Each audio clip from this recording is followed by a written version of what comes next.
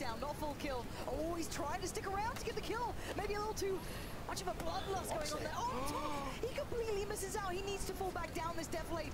Pray that Serenity can bail him out of this one. But now, what's the player on the roof do? Go for the kill or go for the revive? This is the options that now become available. You mentioned the options, I mean, you looked at it from that point. They are getting him up, but he went for the kill. He actually pretty much got a little bit too greedy, as you mentioned. You were quite surprised that he was poking up. He didn't know the player was on top of the building, which is fair play, but it's whether or not that tree's going to give himself enough cover, because two of them can just push down. But as you mentioned, the Defilade is there. They still have the height advantage, and he's going for another cracker. He's going to lean over this wall. Let's see what he can do.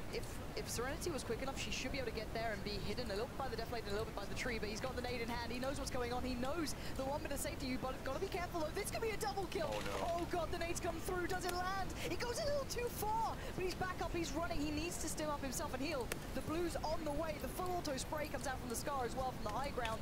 This battle is going to be tricky for them as well. Oh, lovely shot. This guy, Stylish Noob, has got some power to him as well. Serenity's now down. Oshi7 has the option. Do I go for the revive? Do I need to lay down fire? How do I get out of this? He's at such a disadvantage. Needs to land a shot. No, he's gone. Brilliant stuff between Stylish Noob and Shaka, dominating the high ground, taking down Fremily. Standing their ground and keeping on track. They just take control of the level 3 building. They just look down upon them. One of them goes down.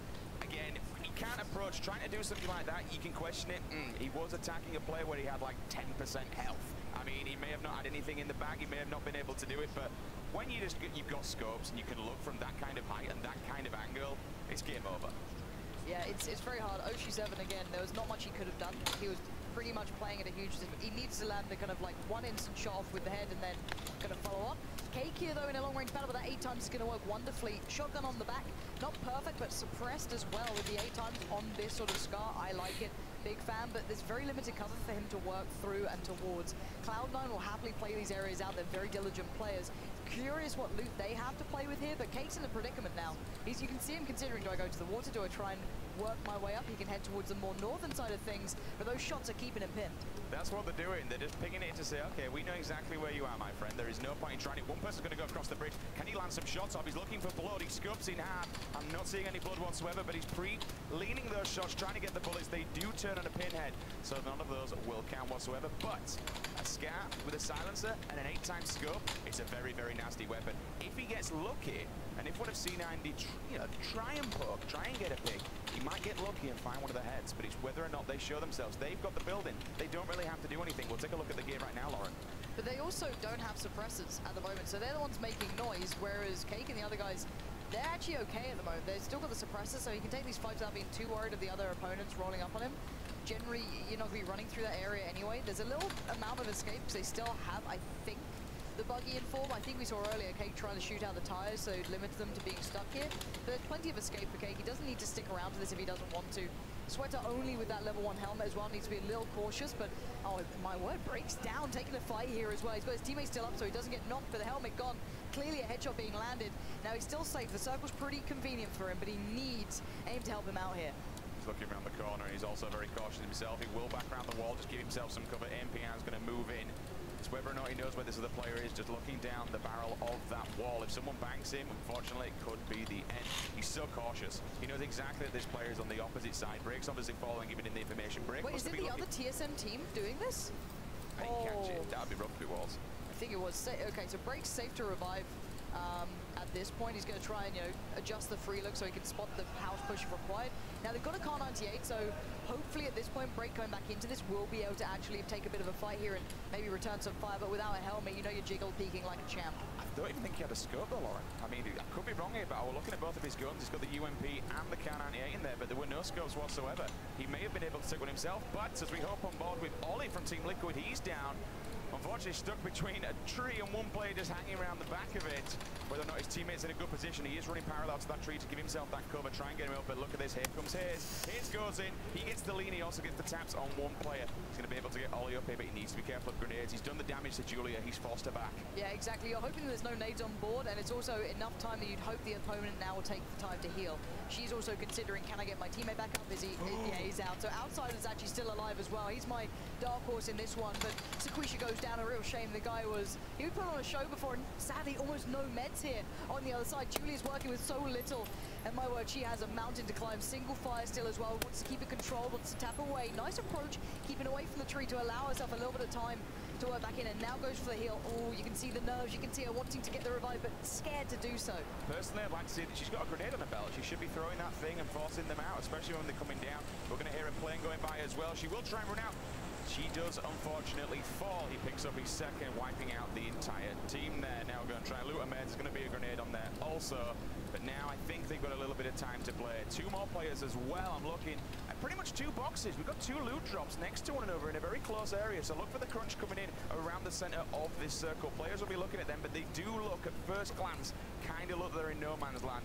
No real cover. Again, we'll have to go back and make sure that what I'm saying is absolutely correct, but it didn't look like they were in a very particularly good spot. As we do stick here with Interrogate, just getting some information. He's got a Daculus with him also, looking through the portholes of this shack, just making sure no one's around because, all right, you've got 360 cover in a shack, but once they leave here, they've got to do a big run through a very empty field. And here's the sprays coming in. That's Interrogate. Nice work. Lovely control as well. The car's going to continue going. You can see this guy very, very diligent here. But out in the open, he's going to take shots himself. He's given away the position, run the dinner bell a little bit. He needs to be careful to not take too much damage. Fall back in heal. He's done work already. Knocking out a player out of a car always screws people over. And you know it's awkward for them to try and do anything. So again, TSM now losing out on players. He will fall, but again, he'll stand his ground and make sure that if these guys want to try and get out of this shack, he's going to be able to get some sort of sight lines on them. Meanwhile, there's still a battle going down. Cake's still stuck in this corner. He's not moving. Fair play to him. If he knows C9 are in there, then why? In fact, is that one of his I don't know if that's his teammates. I don't think it actually is. Is that his teammate's body? No, it's not. So he killed someone coming up on the hills there, down the rocks. Now he's going to get even more gear, and he's still got that 8 times, I believe, inside the bag. So red dot on, if anyone wants to come up close and personal, which clearly has happened. But still, look at C9. This is going to be a standoff for quite some time. Yeah, this is going to just carry on. They both have the same theory here. Andy going down. You can see Chappie still in this one. The Cloud9 boys doing well on both fronts, even though one team is a little pinned in. Just trying to be whittled away out. It's all about longevity in duos here. Let's have a little look how this is going down. Look at this open area. There's actually very little cover in this sort of area. This is one of the solo houses towards the top of the hill, I guess, leading up to Stalba. It's a very, very strange area. You're using a lot of deflates, and you're hoping as well for 4 times, 8 times Car 98. That's what you need in this. It doesn't matter if you have it on the rifle, but you need it because you're open ground. A lot of high ground going to be dominated. You can see it already. Stalba's going to be a little bit of an interesting issue. And oh, Unroot's up there with the Haze, with Liquid and Haze up there. We've got a lot of teams moving in towards this. There's the other guys for Liquid. Scooms just down there, spotting out, spots a Darcia, lets a shot fly. That SKS hoping for a hit, but doesn't seem to have found his target. Moleman is dead though, so he is on his own, unfortunately. Level 1 helmet into, still trying to take some pop shots, lean those shots, try and get a cheeky one as they're moving around in the Daz. If he does land one of those, it would be amazing. Meanwhile, Daz knocks out Obang down in the kill feed there. We're moving on with Lex. Oh, he's got a nice little, you know, the AWP setup almost, not the AWM, you know. Just bear with me. It's got the 8 times and the Car 98. Loads of ammo with it too, and he's pinning players in. This is nice from him. Hard for him to back away, but he has the support beside him. That's going to be from Flom, so they can hold the high ground here for now as well. Maybe they can get a couple of picks or two, and he can just about slide off those rocks for you to still open yourself up. You can see the smokes going down. They don't want to lose out on this, and boom, finding the whole Panda team, it seems like. So he's being able to at least full kill them, not allowing a revive on one. Now Lex going to go for a peek or two, having a look up and over. See, trying to make this count. He does actually have the suppressor on the Car 90 as well, so very, very nice stuff for him. And the other side, well, their backs are to the blue, so they're going to be running away, trying to readjust, but they don't have much room to work with. I think the best play for them is run away and just keep that foliage cover, keep the trees on the back, and then make the way and really chase the edge of the circle. It's there. That's exactly what they're going to do.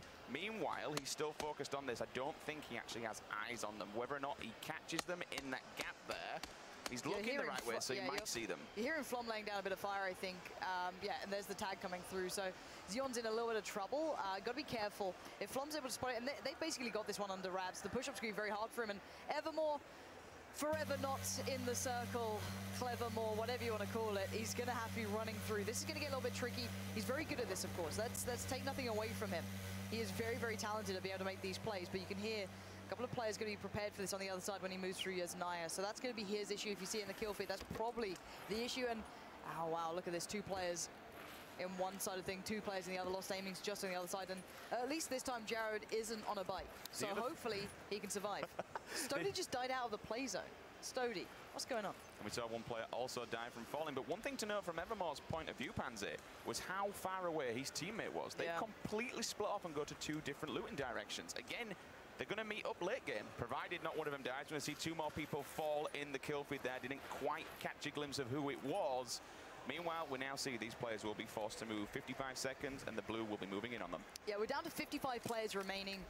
The circle's going to get pretty tight. This sort of play around here is a lot about using pretty much as much as you can good positioning. Get decent ground where you've got at least some safety beside you because it's very open. The rocks still work well. Lex is doing damage, and that's great. He found Xeon. You saw that battle going for quite some time. Very hard to keep up with this when they left that little bit of foliage cover. More shots to continue as this is going to be so rife. And yeah, Flop and Lex can fall back when they want to head further north up the hill. And actually they don't have đây là thanh niên của team TSM Break và đấu. They be doing all right. They've still got the bike with them. They're making a lot of noise. This is I guess brave. I don't know why you want to give this all away, but maybe a quick escape is what they want to keep in mind. And they still have a lot of high ground. There are players above them in Stalber, but for now they can kind of relax a little bit and just watch out. That's all it is. Just get the spots. You don't even need to engage all that much either. I mean, yes, it is a quick escape, but there's also the issue with the bike. When you're driving it at such a speed, if someone sees you and they're good at leading the shots, you are going to go down. There's no defense from any of the vehicles whatsoever, and I believe this is the kill from... That'll be Lex and Flom. Lex and Flom earlier on with the Car 98. Yep. So he's just tagged him up as he's crawling on the floor there, and they are still alive and still in the game. Moleman is still dead, as you saw earlier on. Scoom's still alive. You can hear the shots, though. Forzen's still kicking, right? He was one of the players who did very well early on. We saw always...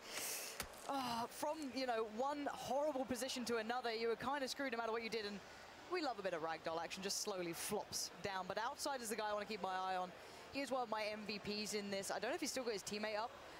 A very good player individually. If only he had a bit of a better scope here, Yoonroot, but working with pretty much just the red dot, still in a good spot in the Wizard Tower. Circle's closing in. If anything, it'll play to him better now at this point. So we'll see if he can maybe make this position work for himself. You always will be focused, but you have so much cover to work with, so it does still work very nicely to your favor. Chilling in the tower, just waiting for anyone to wander by and happily take them down, because you do have the height advantage. You do have the cover as well if you need to drop behind the wall and lay down. But he's got eyes on the rocks. I believe he knows someone's up there, or at least waiting for someone to crawl down. Everybody on the fast side of the hill as we enter this one. Several people now moving in. We're on with I Am Lucy, as she's making her way in with the buggy. Going to be making a lot of noise, though, and she's only half health. She is stimmed, at least. That's going to be keep on ticking while she's driving. Oh, there you have it. And you can see the reaction. Gone. Oh no, the spin comes in. She has to get out, needs to get cover. Hope she can get down towards the defilade. She needs it. One shot will do it. Stylish Noob takes her down. Heartbreak for her. It looked like she may have just almost got there, but no. You can see the guy who took her down there. It's Stylish Noob again, who's been playing very well. The early kill towards Oshi7 and Serenity. Scoom going to find a couple of kills here and there. The back and forth Drifter, I think, just went down completely as well. Not a knockout, a full kill. Down to under 50 now. Things are getting very interesting. This position is lovely. Once that circle now will kind of close in, they have the defilade to work with. They can peek up and over and play however they want, or they go for the early reposition. All the players from the hill will have to start looking at the next options. Or do we want to hit a bit of ammo, maybe a new helmet or two? You can see the hands shaking, looking for the pickups here. Needs a little bit of the meds. What does he have so much of? 15 bandages as well. A lot going on. There needs to get rid of some of the attachments. They take up so much room, so going to put some of that 5.56 in. Got loads of 7.62, which obviously does take more space up in the backpacks, but a worthwhile switch out, and you know you can't drop it if you don't have the room in the backpack.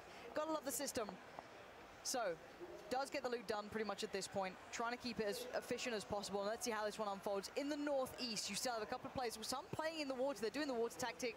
Cheesy, whatever, but Ninja and Chips are going to have to deal with that one. That's something coming in.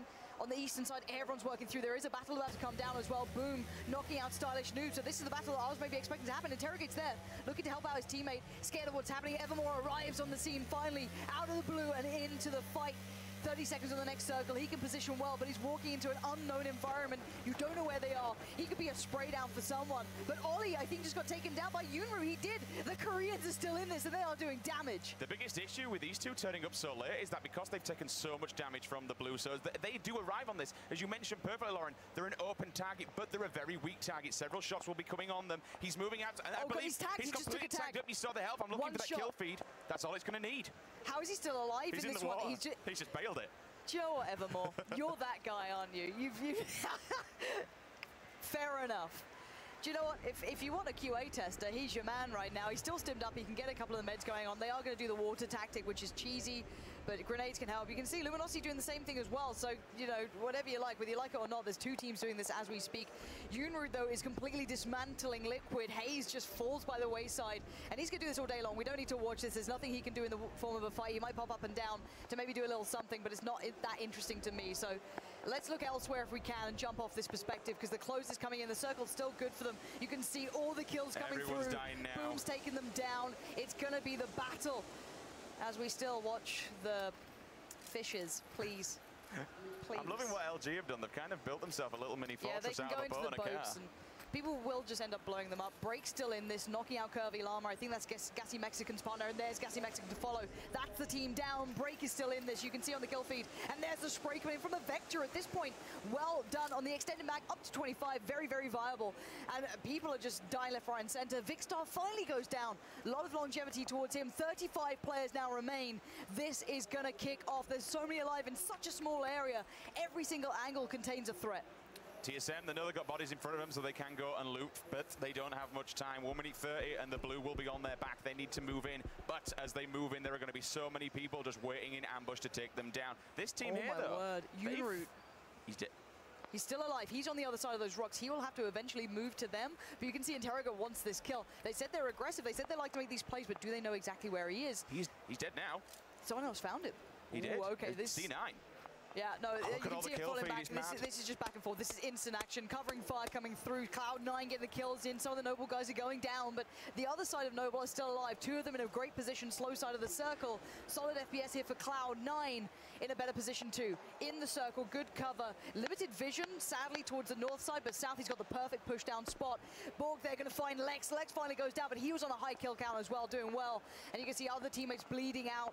The walking wounded here. The blue's going to move in soon. I don't know if we're going to have time for a revive. You can see him crawling, Jared praying for someone to help him out here. And this battle was going on from the very start, but now Mazarini's still alive as well. The land god himself, known for his days in Power Gaming back in COD 4. We're going to see if he can maybe find some late game action. Jared getting revived, get back in. Only 5 bandages though. He's going to have to use them fast and get moving. The battle continues for Cloud9 as well. Solid FPS going to try and use his bandages, but unfortunately he can only do so much. There are several people right in his line of sight. He's looking for his teammate to give him some support, and he's right behind him. If he does fall, he might be able to get a pick up, but he sees 2 Interrogates on the hill. He tags him up. Interrogates pushed back now, and as you mentioned, Lauren, 28 alive, and this circle, well, he's getting very small, but there's still plenty of people alive in this late game. Yeah, Interrogate's still fine. I like this position as him. He can define the fights that he's being pinched on at the moment, but you can see every shot comes through, everything counts, taking down armor, taking down helmets. It all very much counts, especially at 25 remaining. Ninja managed to take out Mazzarini. That's big. There's Ninja. Lovely control on the shots as well, forcing them to play him from the blue, just about giving himself enough time to run away. And you've got to be so precise in those fights because you give away your position. Stimmed up to the faster run as well. He's getting in. It looks as though Break's been taken down. Flom's doing the work, and his teammate's just been found too. This is so deadly. Mazzarini's teammate from the grave essentially is still trying to make this costly for the Luminosity guys. Mazzarini did finally go down outside of the blue zone, and the blue zone is claiming victims here. Borg takes down NPR as well. Mithrin, oh, he's going to take down Strat. We'll see One Shot Girl also following that. This is where everything starts to get well. We're moving into the top 10. Chipsy will die. We saw Ninja walking away from him. He says, look, go mate, I am completely out of this one. And now they're all starting to get kind of lined up. 2 players, though, they're about to meet one another. If they look to the left, if Solid and Chappie turn around, they do have the hill, though. They have the height advantage, so neither players will be seeing one another. But now, turning up to the fight, a lot later on, we saw Sweater and his teammate. They would have sat him and Borg, but Borg has been getting a lot of kills. Borg, remember, is the replacement. Borg is the guy that was drafted in. He's the stand-in. Yeah, great movement as well, going from cover piece to cover piece, not allowing free shots to come in without having to trade out. But he might get into a fight with either Noble or the other Cloud9 guys. You can see generally good players with the right approach will play to a certain aspect. They play the slower side of the circle. They play to the terrain outsider. This is the guy, this is my guy that I'm going to tip to be a very interesting factor down the line. His teammate's already gone, but he's playing the long game. He's playing the long con. Sweater might be in for some action pretty soon. I don't know if they're aware. Just off towards their northeast are plenty of teammates. They could be walking into a pinch here. They are safe for now. We'll keep this one going through until we see several people with a sticking on board with Cloud9. Again, they were doing the late game thing, as we saw earlier on, just propped up in the houses, waiting for people to make a move. Interroga's over here. They're so close. The two teams are literally just off tiniest amounts. Can we just take a moment to appreciate their positioning compared to the circle? Look at this. They are above everyone. They're up in the rocks. They have a sight line, and anyone that wants to make the way in, fair enough, there are a lot of trees below them. This is the flank danger, though. This is what I was talking about with Cloud9. They can go up and still catch them off guard because they think that side is safe. Their teammate is watching it, though. The other Noble member is watching it, and here comes a quick push as well. This is Outsider finally getting to the battle. He spots out one. He's going to see two. He knows where they are. He's just in the circle as well. As long as the back part of your character's in, he might need to wiggle a little bit because he's going to let them all fight out. He's playing for the long con. Scoom going to find Ninja. And oh, he's been spotted. He's got to take a fight. That's some great damage, and they're splitting the attention. He's down. He gets completely destroyed. Nice work from Noble. Not just taking one fight on one, but splitting the attention between two. Now the further fights break out. Noble boys know that Cloud9 are close here. And they're still in the circle. It's giving them a wonderful ride right now. They have several people behind them. They're already tanking them up, as you mentioned earlier on. One of them, it's only been tanked up a little bit, but that's fine. Idacula's still full health. Pan on the back. UMP and M4 also. You can hear the shots, so they know where several people are. Interrogate his teammate. Will find one. Knocks out solid DPS, which now means that Chappie has to go and help him out. Chappie's going to be worried, and they're all downhill. You can go for the revive. You've got to hope that someone else engages against Noble because they're making a lot of noise. You've got to hope that the other Cloud9 guys get involved and help you somehow. Going to try and provide themselves. Oh, and it looks like Cloud9 are going to be fighting against themselves here. Great play from these guys, though. The circle worked well for them, but they claimed the high ground and they're playing off the back of it well. You shoot with a height advantage. Generally, every shot that lands will go to the head hitbox, but look at the mountain goat scaling on the right side there. And I don't know if Scoom spots it or if he just doesn't want to be involved. There's a player just running up that hill. He is ignoring them as much as possible, hoping he can get all the attention towards the guys on the rocks and he can be the shadow, playing it off the back. But Interroga is still keeping eyes very much peeled. They are the target. They are pretty much king of the hill, quite literally here, as the 8 remaining players start to show. You see the visuals coming through. Chappie's gone down. It is starting to really crunch here. They need to be very careful. He's watching every single angle, and I'm loving this cover that they give. 2 players will try and make their way up, but unfortunately, Borg knocks him out. He takes him down with a headshot. They do have this cover, though, from these rocks, kind of like a bunker system. He can't get it up, but look at C9. They know that he's getting him up. From Borg. Here's the aggression. Quick push. They're going to go for it. Oh, there's still a headshot angle. Borg played that so well, playing the timing perfectly. Gets a position, claims the high ground. Now he can rain down fire on the remaining players. This is what it comes down to. Cloud9 just working in. Oh, what? Sweater goes down. That's a big shot with the SKS coming through. And the blue, it's not going to favor them. They don't have helmets either. Oh my God, they're pretty exposed here. This could still go the other way. Let's see how this one plays out.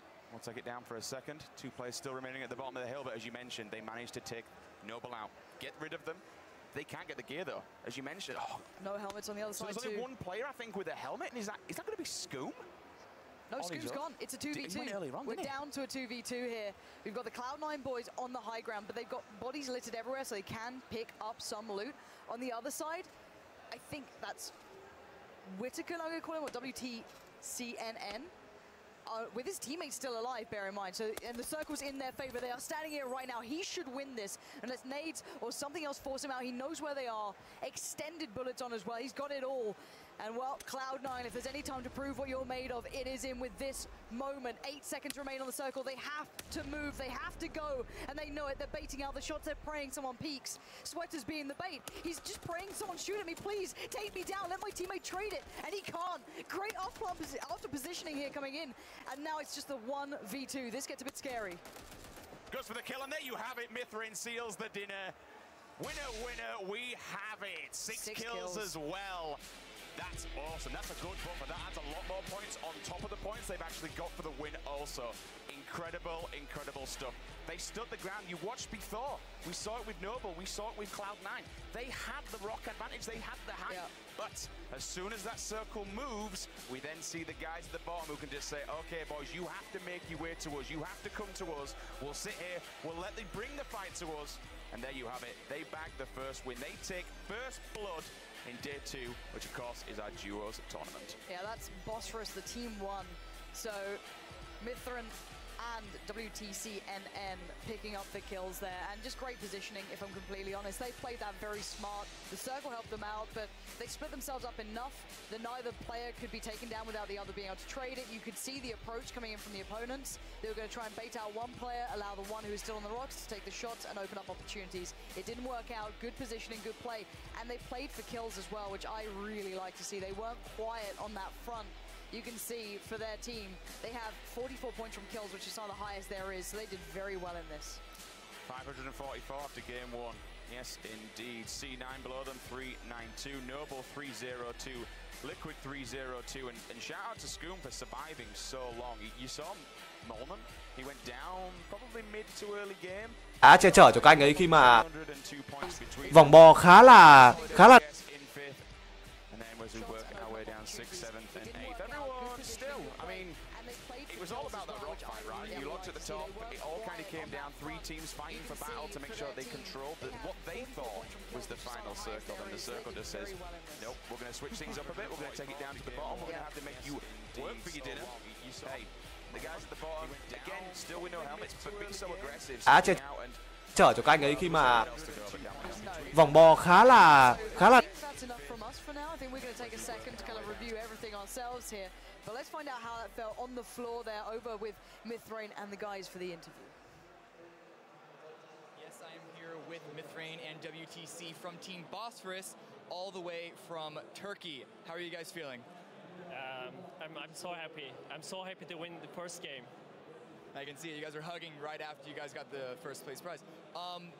How was that game for you? Did it work out like in your favor, how you expected, or did you really have to fight against the game to win? We played very simple actually, and we did the right things every time. Every time. We did the right positioning, right pick, every time was right this game. So you don't think RNG, luck, none of that had anything to do with your victory? In this game, yes. This time. Oh, it did? Yeah. A little bit? A little bit. Like the final circle, Yeah. a little bit? Because we were a little close to the circle. Safe zone, you know. Circle help us a lot of help us, circle. And we got good positioning, always. And we got US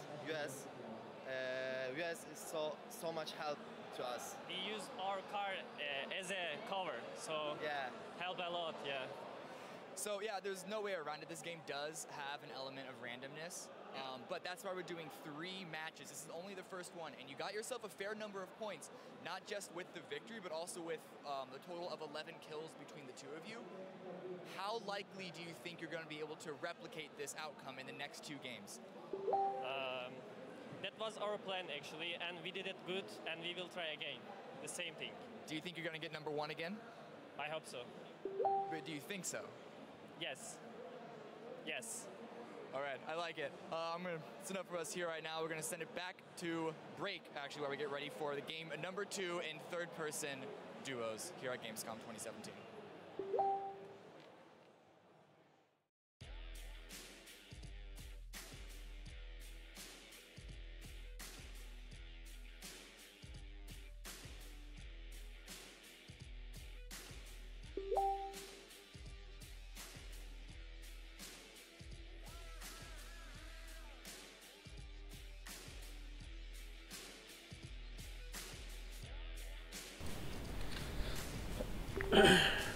Ok, bắt đầu là hết game 1, sẽ có game 3, game 2 và game 3. Các bạn nhớ đừng đi đâu nha, đừng quay trở lại trong mấy phút.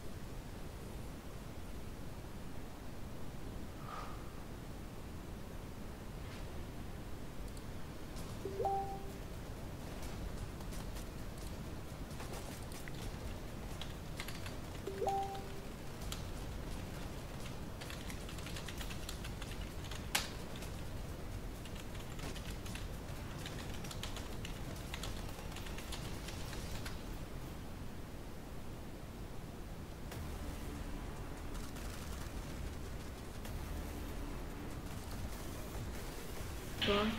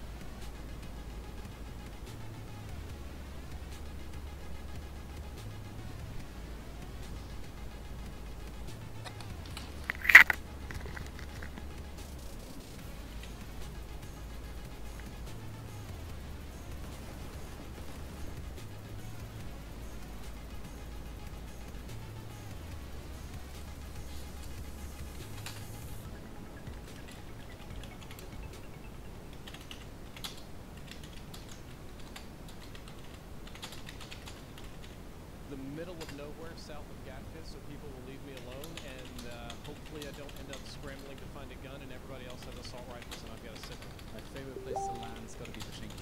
If I'm playing solo and I just want kills, it's going to be school and military. If I'm playing more tactically, playing for the win, it's going to be something like Sovereignty probably. My favorite place to land is probably Pochinki. Probably going to be somewhere in the outskirts. Probably George. George is going to give you a lot of loot. However, it has border walls and it's very compartmentalized, so you can feel safe over there. Wherever I get that. Favorite place to land is probably going to be the military base or the school. I like those fast action places and just go get right in there and fight everyone. I'd say Georgia Pole. Georgia Pole is my favorite place to land. My favorite place to land would be Primors or Novo. Roshnok, probably on the west coast. West coast is best coast. Make sure you go there. It's got all the best gear. Far away from everybody so I can loot up and then go to the late game. Maybe it's over. Right in the middle in Roshnok. Georgia Pole on the shipping crates right there. I feel like it's one of the easier places to control, and it's a place I've practiced most landing at. Milita. My favorite place is Montepal. Formation. Pachinki. Lipovka. School. Novo. Favorite place to land is the military base. Meltdown. That'd be Georgia Pole. I really like landing in Pachinki. School. My favorite place to land is military.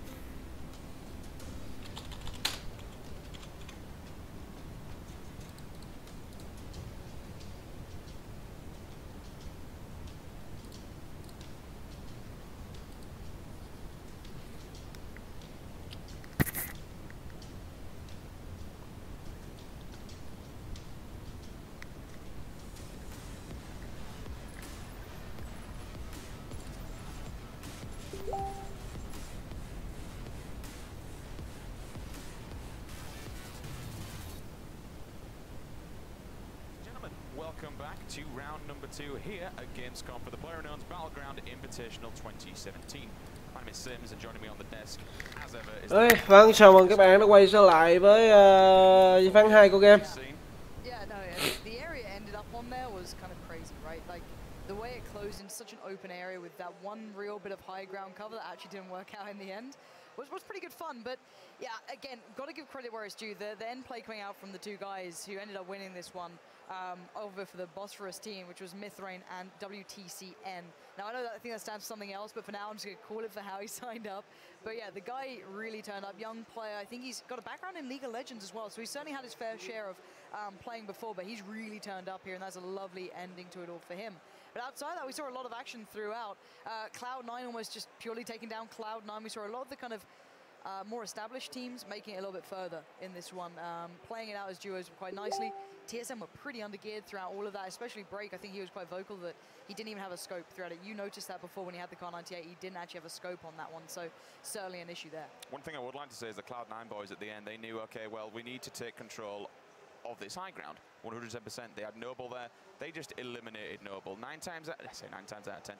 This is kind of the better way to play it. You saw them, rather than being passive and saying, okay, well, he's going to get his teammate up there. We shouldn't be rushing in and steamboating in. It was late game. It was final few circles. Why let your teammate, why let the enemy get the team up? Rush them. They had the UMPs out, up close, up personal, get the weapons, put it on full automatic and just spray them down, which they did. And they did it to a really good job of it. Fair enough, they didn't win, but taking them out, taking that position, it gave them a bit more in the, and it did get them up the ladder. You know, staying, as we saw yesterday, staying alive is going to get you those big points. Yeah, and just a quick side note as well. I know a lot of people were worried about this, but we did switch on screen there that had the Twitch stream open, and that player was actually already dead. So again, that wasn't one of the players who were remaining. It wasn't one of the teammates, etc. But I'm pretty sure people are aware of it. Going to keep tabs on it, of course. But there's a lot of feed, so again, chill for now. Make sure we keep tabs on. Don't you worry. There's a lot of POV switching. Yeah, there's a lot of it, and it seems everyone wants to look at their own stream. You know. That's the thing as well with the players. Once they go out, they like to see what's going on. They've been, you know, they watch it. Everyone else in here, we're having a good time. But we are going to be rolling into game number 2 very, very shortly. Any predictions here? I mean, that circle, in fact, before we get any further, Pans, let's talk about that circle. It went up north. We saw people in the water. We saw people just chilling for a little bit, then coming through the beach. We saw people up in the hills that came down. A lot of cover, a lot of rocks, a lot of trees. Good final battle. I like it. I like it. It gets into what I enjoy about the game. I think a lot of the teams were undergeared because they don't take the same risks as they normally do, which is a bit of a shame. But you are starting to see the more established teams as such, quote-unquote teams, I know it's still early days, getting a little further ahead and getting themselves in towards the top 10. So you're seeing a little bit more of, like, I guess, the skills showing here rather than it being a little bit more sporadic like it was in solos. I don't know if that's going to maintain. I don't know if that's going to change in the next couple of games going forward. You just broke my pen. Sorry. Why are you like this? I'm going to buy you a new one. These are my favorite pens as well. I will literally buy you a new one. I'm so angry. You can't buy these in Germany. You know what? While we argue about this pen that I have just broken, I do feel really bad, He's man. borrowed Actually, my pen every single day, and he's got. You know what? The other one survived at least. Yes, because that's in my hands. All right, we're going to go down onto the floor, where we do have an interview with Cameron. Cameron, how's the feeling down there, dude? It's going great, and I am in fact joined by Cloud9 players Sweater and Borg, who did indeed get second place at the end of the last match. How disappointed are you because of that ending? Not very disappointed. We're looking for really good placement here. Can't expect to win every single game, but with good placement comes first place in a best of 3. We did actually see that yesterday, how Hayes, who even got bronze yesterday, didn't get a single #1 top placing, but he still medaled after that. So second place is definitely a good spot if you can get similar positioning later on. But you guys had really good positioning in the rocks on that hill leading up to that final engagement. It was a good 2-on-2. Remind me, how many kills did you get from that position? Borg got a total of 8 kills. I was just an assisting player. I honestly didn't get a single kill, but. And that's a perfect thread to go off of, because this was actually mentioned on the stream as well when you're getting a lot of these kills. You are in fact a stand-in for Crunch. Mình giờ dình cho top 2, top 3 xong rồi top. Passport, and And a lot of times when stand-ins show up, of course, they're usually the weakest member of the team because if they weren't, they were the one to begin with. You got a general storyline. But you're coming here and you're really making everyone really look at you and see that you're actually a really good player who's not just an emergency stand-in. What's it like playing with Cloud9? What's it like playing with this team of guys right now? It's just amazing. Getting this opportunity to face a lot of good players at a big event like this, it's just amazing. And Crunch is a good friend of mine, so I hope he's staying home there and cheering for me and Twitter. Crunch is awesome. I'm sure he is. I guess the next question to go to is that you guys particularly are really big proponents of third person. Why is that? There's a lot that goes into that, a lot. Yeah. So with a map such as PUBG and how the terrain works, I feel like first person is very, very forgiving in the sense that I look at BR games, H1Z1, PUBG, like as a game of RTS, real-time strategy, as well as a shooter game. So you're working against the environment, which is the blue, the safe zones, even the red zones, random spawns, whether it be car spawns, loot spawns, so on and so forth. And I feel like the information you gather from the third-person camera and the FOV it provides is the way to counter the map. Otherwise, in way to counter players, that is. You can always fight the map first person, third person, good positioning, so on and so forth, but in order to actually avoid players, know when to take fights, know when to walk away, see where players are, and just basically have a general mapped out location of the rest of the teams on the map, you can put yourself in a proper location on the map to either have high elevation or just play assist for the rest of the map. You start putting damage on everyone because of your positioning. You don't necessarily need the kills, you're just looking for placement.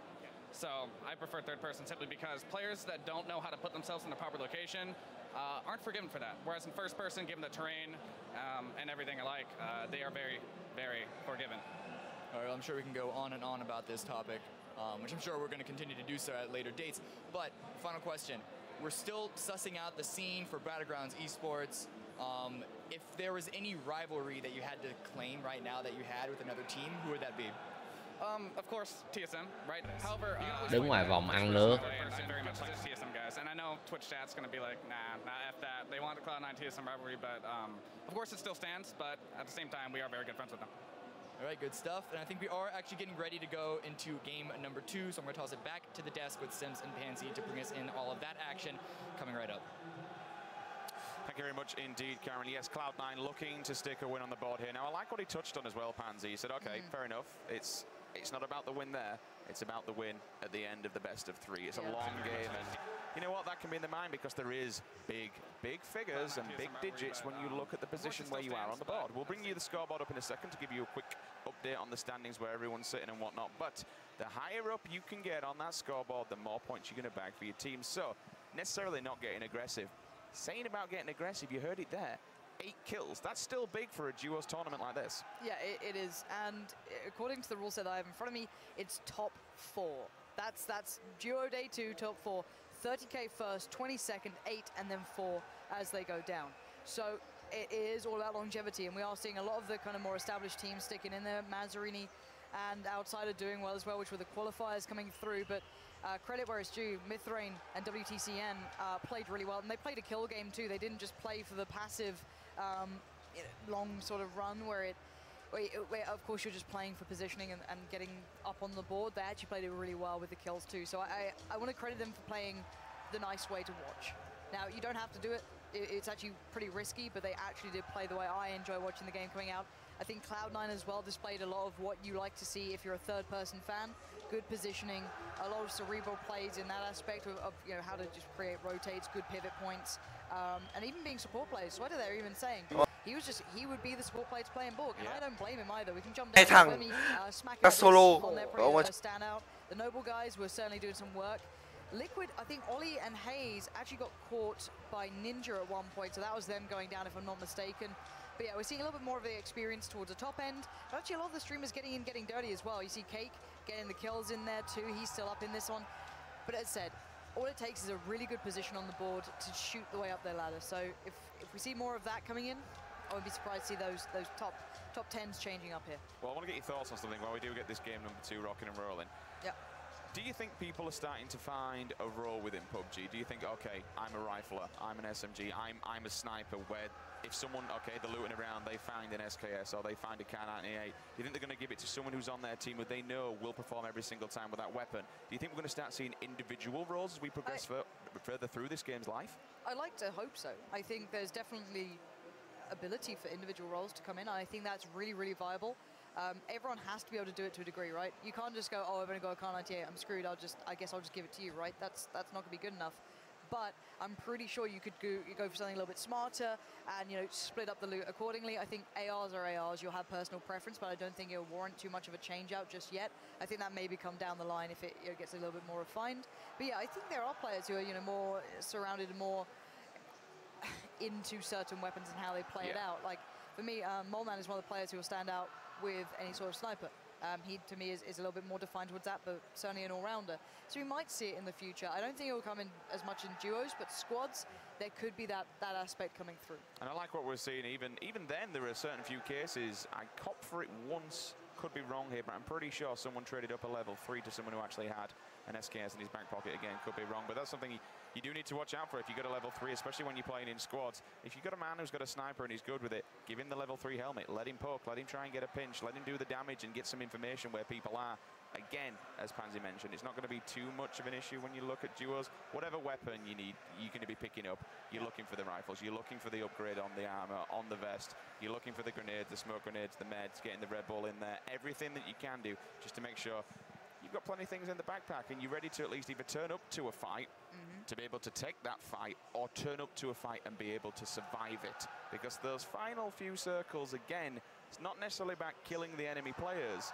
It's getting in a good position, watching them kill each other. There is a viable strat for that, and then being able to advance, stay alive. And there is a lot to be said for getting plenty of meds. And time again, you'll still see people just dying off because they don't have anything. They haven't looted long enough, or they've been in the circle too long. They've had to waste waste everything. It's not a waste if you're staying alive and you're managing to make your way forward. But turning up to late game, not very well kitted.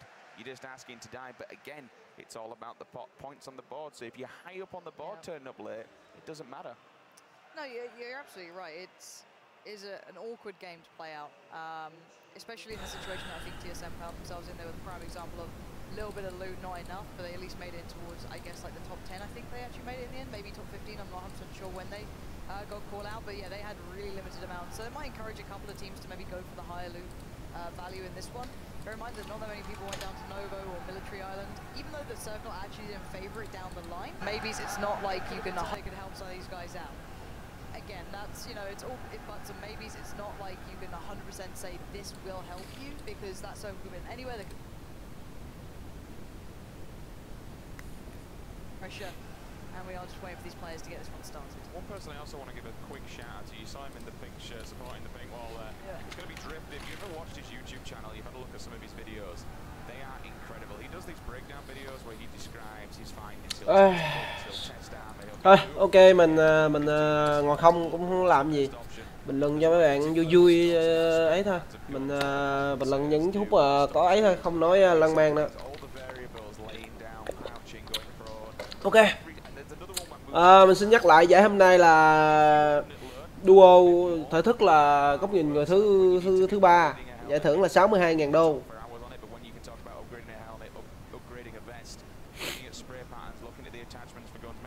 Check out Drifter's channel because there are some really valuable videos on there, and it's a really damn good source of information. Yeah, also if you want to know what a little bit of the delay is, you can see Mythic there. Lex and Flom have managed to break their PCs. Thank you, CS. Thì hôm qua là giải solo là của một team Hàn Quốc lãnh chọn. Mình nhớ là không nhớ nhầm là hình như là Evermore. Thì từ hồi chiều giờ thấy trên mạng mấy bạn nói ông lấy top không có gọi là gì xứng đáng, không mã nhãn gì, thì mình theo ý kiến của mình, đây là game sinh tồn mà. Mình làm cách nào để mình sống lâu nhất có thể thì tính ra đó là cũng là một chiến thuật của game chứ đâu phải là chán nản gì. Game sinh tồn mà sống càng lâu càng tốt. Mình nghĩ là ông đó chơi cũng tính toán trong đầu cho con đếm lắm đấy. top 10 once again when we move on to duos. I really think overall, Liquid Hôm just qua ông squad. I mean, in the previous one, cái ông gì TSM Break á, ông thua ông MMO có một đúng 10 điểm. Đó, bạn thấy cái kẹt đó chưa chắc đã thua. Đó, chỉ có 10 điểm thôi đó. Yeah, and I really have to say as well for me, Cloud9 were a big difference from day one to today. They actually did very well. Not only did they improve thoroughly from the solos, you can see how they play, and they had a very smart approach. It wasn't just part of them. It wasn't just like one side of Cloud9. It was both of them. Even the stand-in played very well there. Very well. So again, really enjoying seeing them coming to their own and showing why they're here and why they're representing Cloud9 at this sort of environment. Good work from them. But it looks like everyone's starting to feel a little bit better about it. Now, this is the guy I'm kind of surprised he didn't have a better bit of play here, but. Love saying that name, don't you? Is this the guy yesterday when we were watching him qualify that was just drilling people with the AK? Well, he's one of the players, if you want to look him up on PUBG.me or any of them, it's 3T bucks. Duo, for example, on the EU server, he's been ranked 1, 2.8k elo. He's probably one of the highest elo players here. Even in the recent season, that most people haven't got that much elo on yet because they're playing first person perspective servers and what have you. He's still on 2.5k rating on that, 2.8 as said on duo, squad 2.7, and that's the teammate with outsiders. So that's why he's found the camera. But no, like he's one of the players to keep your eyes on. So he clearly made a mistake during that one though to get caught out so early on. All right then, Pansy, we've got a bit of time to kill here and a bit of time to fill. So let's talk about a very big topic, what I did touch on earlier on, vests and helmets. When's the right time? There are various different kind of opinions out there. Helmets, 100%. It's a level 3, it's a level 2, level 1, upgrade it every single time. That's why you like this. Is this your boy, who you know? He's still wearing infected mushroom t-shirts, I'm pretty sure, unless he's changed that to his own brand. I'm just well aware of this guy because he's been around the Call of Duty scene for many years. But yeah, armor, it's the durability and then damage. I guess soak, you can call it, or reduction, is pretty big step up on the level 3 helmet. 55 is the damage reduction, durability is 230. So basically just the value of what situation you're in and what are your options to go to is all it goes to. And the same with the vest. The damage reduction is the main thing. It does of course limit your longevity. It's the only thing you discussed because obviously the durability will then shrink. So it's like, do I stick with it and hope that I have enough left that will allow me to even get that far? Thanh niên này qua bắn kinh vãi ra luôn á. For me, as said, I'll always look for the go up to the threes. Không phải nói là tẩm. I think that if you're expecting to live throughout a fight beyond the kind of durability, you're expecting to get away with murder, which is very unlikely. The damage reduction is goes up to 55%, so it's huge. Next fight win scenario then when you're looking at these vests and such, if you've got a completely tanked up level 3, I mean I'm talking durability wise, there's next to nothing on it. Are you looking to downgrade to a full level 2 so you can at least keep surviving in these fights and take the next fight as it comes to see what you can upgrade off of? Yeah, I said situational and a little bit of preference to a degree, but not much. It's the durability isn't the massive factor when you go between 2s and 3s. It's the 40% damage reduction from 55 for the level 3. So it's like if you feel as though you need to go to that will give you a little bit more time to be able to return a fight or sustain through a fight. Because let's say you're down to almost no durability or you're completely shredded on your level 3 armor, then yeah, sure, look to a level 2 and then maybe pick one up as you go along, ideally hoping. But as well, it's things like targeting where to shoot opponents. You have free shots. If you need a level 2 helmet or above, you're stuck in level 1. Don't shoot them in the head. Go for the body shot. It's even when the people are knocked out, people rush for that kill. Mình chờ cho phần giới thiệu xong thì mình sẽ vô mình luận cho vui. Mình luận vui chứ mình mà làm luận cũng chả hay đâu. Nói chung là không phải là nó không hay, nó phải là mình luận như shit á.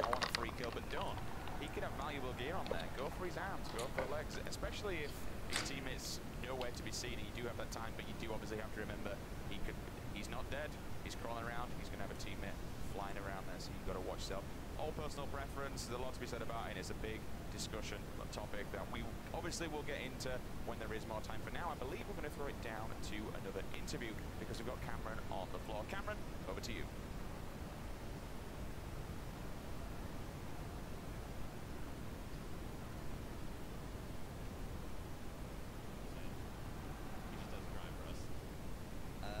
Gypsy because he drives a lot and he's probably worse than Ninja. Solid pick. Sweater. Either myself or Chappie. I think Stat is definitely the guy that does the most flipping. Drifter. Drifter. If I had a name, it's probably Drifter. Joey. It was definitely hotted. Absolutely hotted. Ui, sự gái kìa. So if one of our teammates flipped the car and got us all killed, there's no question who it was. It was Muzel. Muzel. Mid-train. Mid-train. It's me. Probably Molman. He's the worst driver I've ever seen. Definitely Molman. If the car gets flipped, it's definitely me who's driving. It's either random, friend, or natural. One of them. Especially 7. Me, probably. If one of my teammates gonna flip the car, it will be at place. One of Tips. It was me. Right. This. Probably me. Jared OPS. Lucy May. Jared.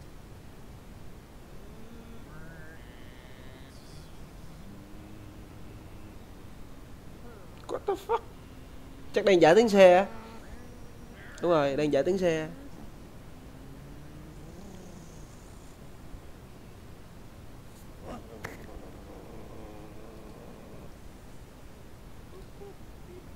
What the fuck? Nó giải tiếng xe chạy còn bị té nữa. The middle of nowhere south of Gatka, so people will leave me alone, and hopefully I don't end up scrambling to find a gun, and everybody else has assault rifles, and I've got a signal. My favorite place. Dòng dẫn danh của tôi chưa đọc thấy. Yêu cầu là gì? Playing solo and I just want kills. It's going to be school or military. If I'm playing more tactically, playing for the win, it's going to be something like Severny probably. My favorite place to land is probably Pochinki. Probably going to be somewhere in the outskirts. Probably George. George is going to give you a lot of loot. However, it has border walls and it's very compartmentalized, so you can feel safe all day. Wherever I get map control. Favorite place to land is probably going to be the military base or the school. I like those fast action places and just go get right in there and fight everyone. I'd say Georgia Paul. Georgia Paul is my favorite place to land. My favorite place to land would be Primors or Novo. Roshan. Probably on the west coast. West coast is best coast. Make sure you go there. It's got all the best gear. Far away from everybody so I can loot up and then go to the late game. Right in the middle in Rosshock. Georgia Paul on the shipping crates right there. I feel like it's one of the easier places to control, and it's a place I've practiced the most landing at. Milita. My favorite place is Milta Power. I mentioned. Chắc hỏi là thích đi chỗ nào á mà. Place to land is the military base. Milta Power. That'd be Georgia Pool. I really like landing in Pochinki landing. Nơi nào thích đằng đáp. What is your favorite thing about? Là bạn thích cái gì về cái PUBG này? Best thing about PUBG is just the adrenaline rush you get. You have one life, and if you mess up, you're out. Gotta wait for the next round. That you have one life, and if you make a mistake, it's over. The variety of weapons and just how different every game is going to be. The end game and how every game is a overtime round 9 situation whenever you get there. Này thì nhanh quá mình dịch không có kịp. Mình nghe ở mức độ trung bình của mình kém, trung bình khá nữa. Là nghĩa là nó phải chậm mới nghe được, nó nhanh quá thì thua. It's every time exciting. The competitive aspect of it and one team or one guy being alive at the end. It can be intense at any second. The amount of replayability it has, and the fact that it's an early access title that's getting updated consistently. The action, you can jump straight in, shoot everybody. It's good fun. I don't know. There's so much thrill to it. But the randomness, you know, you never get the same battle more than once. There's always something new every time you go in. How random is every single game is different. The adrenaline you get from winning a game. The adrenaline rush you get in the top 10. Outplaying your opponent. Chicken dinner. Of course.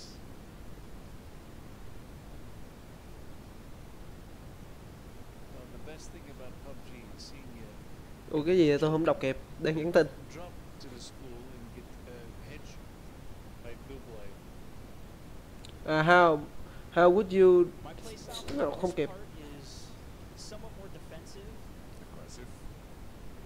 Arrogant.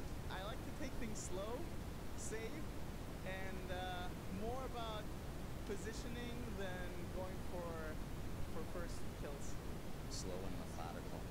If I'm on a winning streak, I'm playing aggressive, I'm feeling good. Whereas all it takes is a few rough games where I get caught out or just the odds are against me, and I'll start playing much more passively and just trying to avoid those gunfights. I'd say defensively aggressive. Probably very passive and strategic. Semi-aggressive, I'd say. My playstyle, sporadic, headache-inducing, fast, but hopefully accurate. Aggressive when I need to be. Aggressive, kind of dominant. I like to intimidate other players. I like to let them know that I'm there. I just like to go after them. Passive aggressive. I like to take a tactical approach, so I like to put myself in position before engaging fights. Tactical. My playstyle is pretty tactical, but then I rush people when I need to. When aggressive. Conservative in the beginning and then super aggressive towards the end of the game. Very tactical and silent. My playstyle is very aggressive.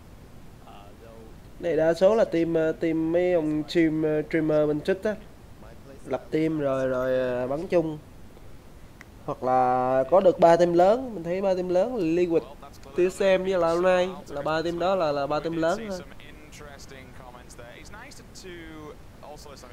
Là 3 team đó chắc có tài trợ nhiều.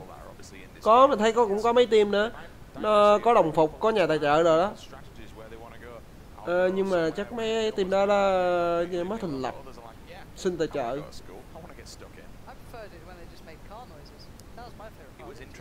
I also liked when people took responsibility of when they crashed the cars. There was like everyone blames and they go, yeah, actually it's me. There is actually a person in ESL that does love to crash cars, and it is a bit of a meme now, to be honest with you. His name is Oliver Briggs, and he does a lot of social media, so if you do know Oliver Briggs, make sure you tell him that he's a terrible car driver and should never drive ever again. And speaking of social media, use the hashtag battlegrounds to let us know who you Yeah, chúng ta chuẩn bị vào trận 2. First couple of games, well, I say the first game go down, but a couple of very different players showing us some ability and all that's not. Ồ, đã có lỗi. Lỗi chắc bị gì đó. Mất connect với lại hot. Lost connect to hot. Just a quick restart. Yeah, Today's United days, isn't it? You know what? We're in pre-release slot. This is how it goes down. It's gonna be a fun day. We're just gonna stick by it. In the meantime, we'll do as much felling as we humanly can possibly do. But we've already discussed the percentage values of armor. How much more do we have to go to here? Should we talk about gun add-ons? No. No? You don't want to go down that road? I'm not a wiki. Oh, come on. You are, actually. Well, it's because you can just look it up. No one cares about the percentage change. Written down. All right, then I'll tell you what. What's your favorite AR? Come on. AK with a compensator on it. I like damage. I know you like damage, but the M4 fully kit is a monster weapon. Silencer and stock, the M4 is just... It's great for people like me who kind of can't aim, to be honest, because the AK does love to just reach for the sun and try and look for its own solar eclipse when you start shooting that thing.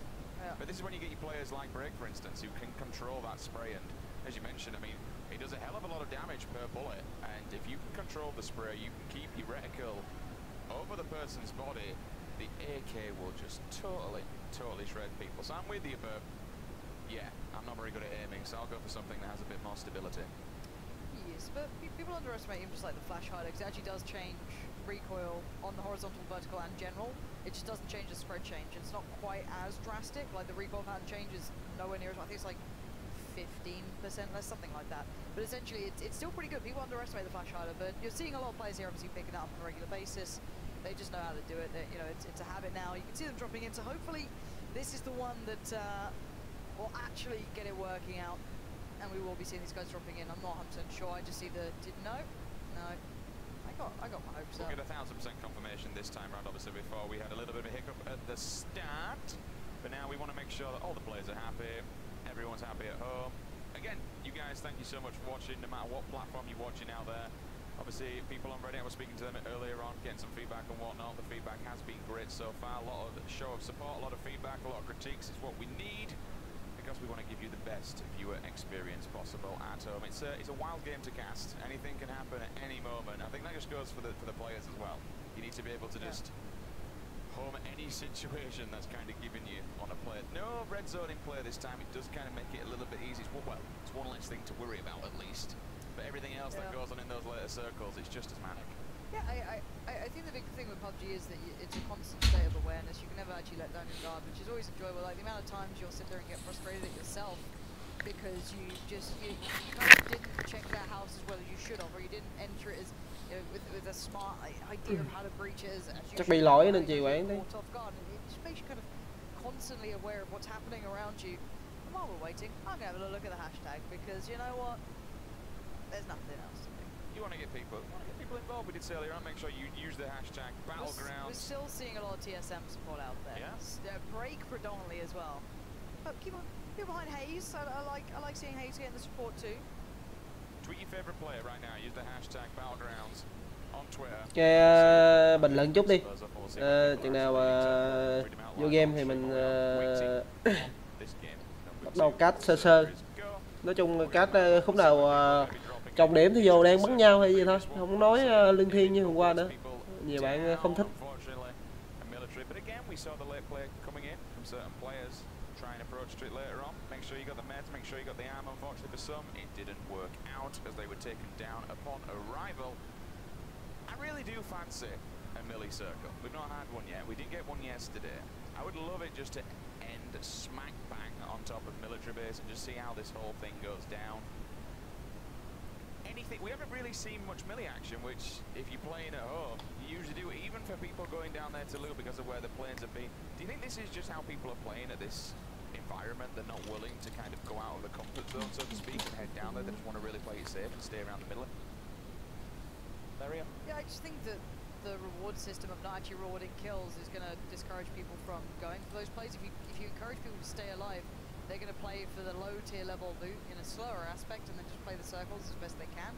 I think if you increase value on kills, people might go for the slightly more risky plays because you need the gear to take the fights. You saw TSM playing away that they wouldn't normally do because of that. So looking at this, we are seeing the people starting to tweet it out. We've got some Ninja fans, Break fans coming in. The dude with the thick mustache. That's the cliche that you're going on about. Vic Star's still got a lot of support, but yeah, I've got to say, Break at the moment and the TSM guys are generally winning out here.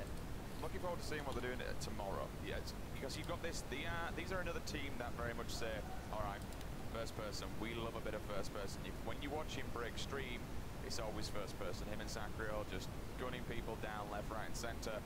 He's a very, very vocal man about it and says it's one of the way forwards, like we do with a couple of the other players. You know, we look at Liquid, they're the same. They're saying first person, this is the way to do it. Tomorrow, for a lot of these people, it's kind of show up time, all right? You say this is the way to do it, you love playing this, you'll stream this. I'm really interested to see that transition to the LAN environment.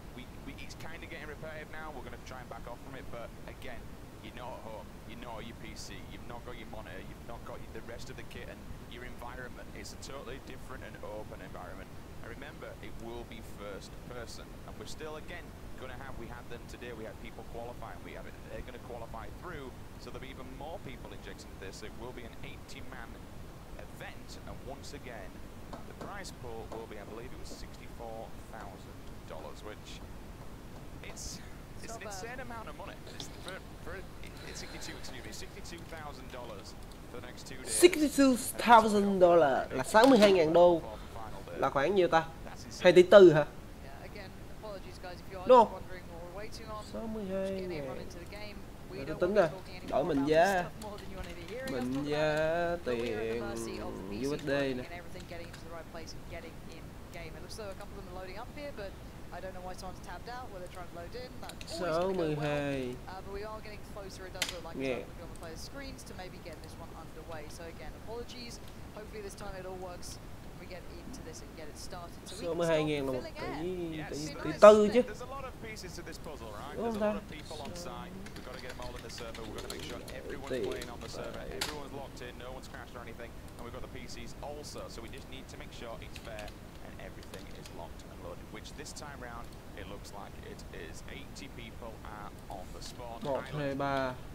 Come on then, Pansy. 100.000. 1, 2, 3. Where's the circle gonna land? 100.000. 1, 2, 3. 100 triệu. À, 1 tỷ 4. Giải thưởng là 1 tỷ 4 nhá. Tỷ 4 mà chia hai thằng được 700 triệu là thằng được 32. Cũng chả ngon bằng thanh niên hôm qua ôm chọn giải nhất.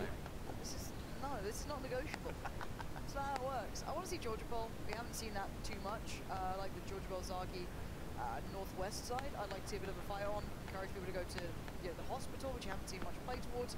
We saw a little bit of the western side of Georgia Pool being tried out last time. I think that was the first kills that came in, to be fair, so you can see the risk of it. I know it was Serenity and Oshi dying, I can't remember who killed them, but again, it is risky if you go towards that side of things. That's why it is a little bit of a hot topic if you go there or not in these environments. I'd like to see it personally. Rồi, chúng ta chuẩn bị bắt đầu game thứ 2 trong vòng 50 giây nữa.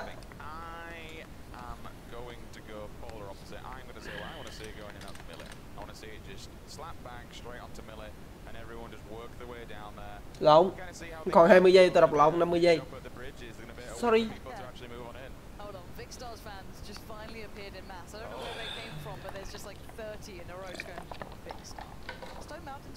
But anyway, we can start thinking about the game now.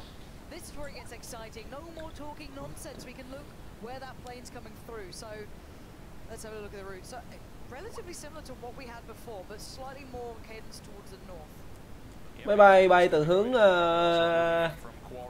Britbox bay lên Poliana.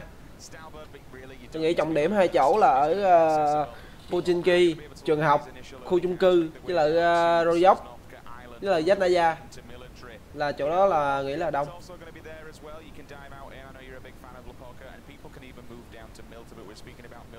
Theo cảm nhận của tôi thôi. We're seeing a big cluster of people here. The apartments are in view, so is school also. We've not really seen any big battles going. In fact, that is a big pocket of people. We'll see if they actually bridge up from one another and whether they split. But I think we could be seeing some early action. Few people dropping. Zastnaya không ai luôn. Is anyone going to Zastnaya? I'd be very surprised. I don't think they are. No one's going to go so that's going to be open for looting if they wish. Same style or same tactic perfectly before from Luminosity. Ui, không một team vô Zastnaya luôn á. Đáng lẽ phải vô Zastnaya chứ, ngon chứ.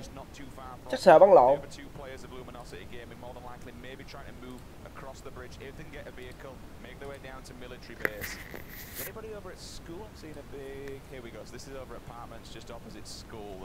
Chúng ta đang thấy thanh niên đang ở trên chung cư. Chung cư có khoảng 1 team, 2 team. Ôi, chạy qua trường học rồi.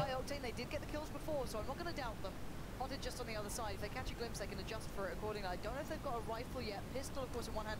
It might be a rifle or shotgun in the others. So we'll see if WTCN can start delivering like he did before. But Mithrin does need to get a little bit more loot to it. Maybe some armor, maybe a helmet, something more than a pistol. It's so hard to make this work. And of course, at this shooting at that range with the rifle, if you've got the AR, because I'm happy seeing Georgia Paul being. Ôi coi Geboro kìa. Geboro với lại Mita đông vãi. Vẫn có team vô military à. Fuck.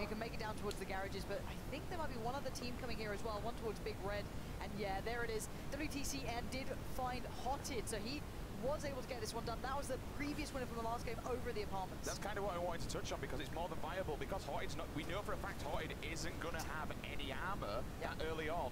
The AKM's just going to whitewash him, which is exactly what it's done. He's the first player, unfortunately. Hai team ở military. We'll also see Obang working his way down to military. He's got his teammate in there as well, Tobilo.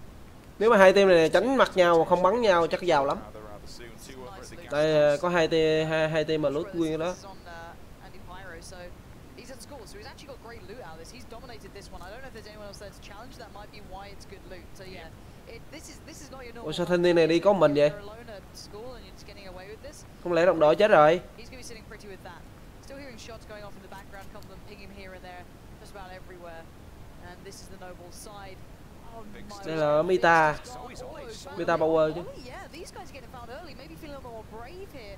Going for slightly more audacious plays. Ôi. Chuẩn bị gỗ giao tranh nha, chuẩn bị gỗ giao tranh nha. I think there were two other teams there as well. No, it was his teammate out on the wall as well, but he's just been very aware, just moving back. I don't think it is his teammate on the wall. His teammate's way further away. Yeah, it's not his teammate. He is in between both of them. Yeah, that's my bad. So this is problematic. He's got to hold his angle and hope his teammate can get there quick enough because he doesn't know where the opponents are. Hôm qua nay mình coi mình để ý cái giải này nè, cực kỳ thích AKM. SKS cũng trả lụm luôn. Ui, có mạng rồi. Ui. Ui, anh ta đã căn 2 hay quá. Ui, đúng là thanh niên, mấy thanh niên Hàn Quốc. Quá hay. Vỗ tay.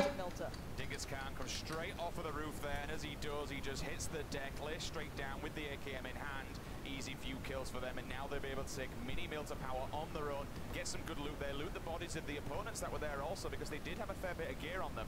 We're looking over here, Angus POV, over in Ross, move back down to military, and what do you expect? Nothing less, AKN, level 3 helmet, Moondie just running out towards the back. Đây coi gồm nón 3, S12K với lại AKM.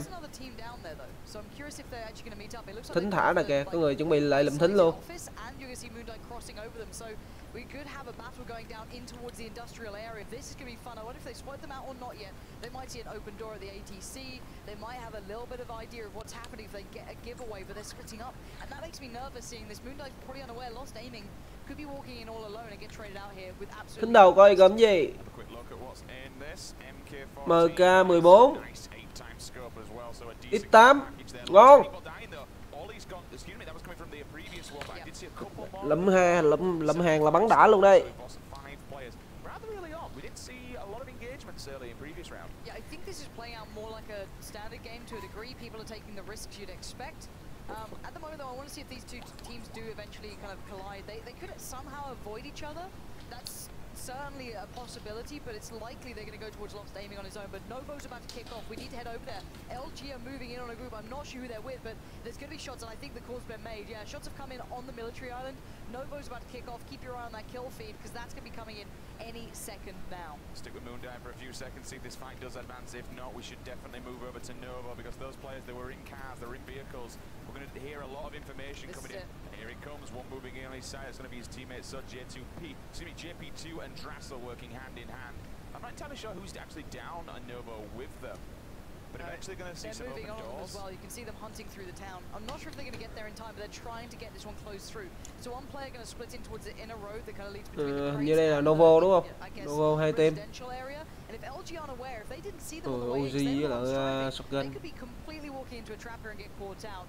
A little undergeared too, level 1 helmet, no vest.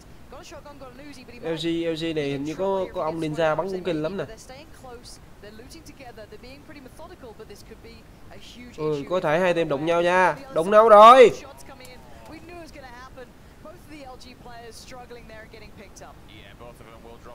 Easy DZ.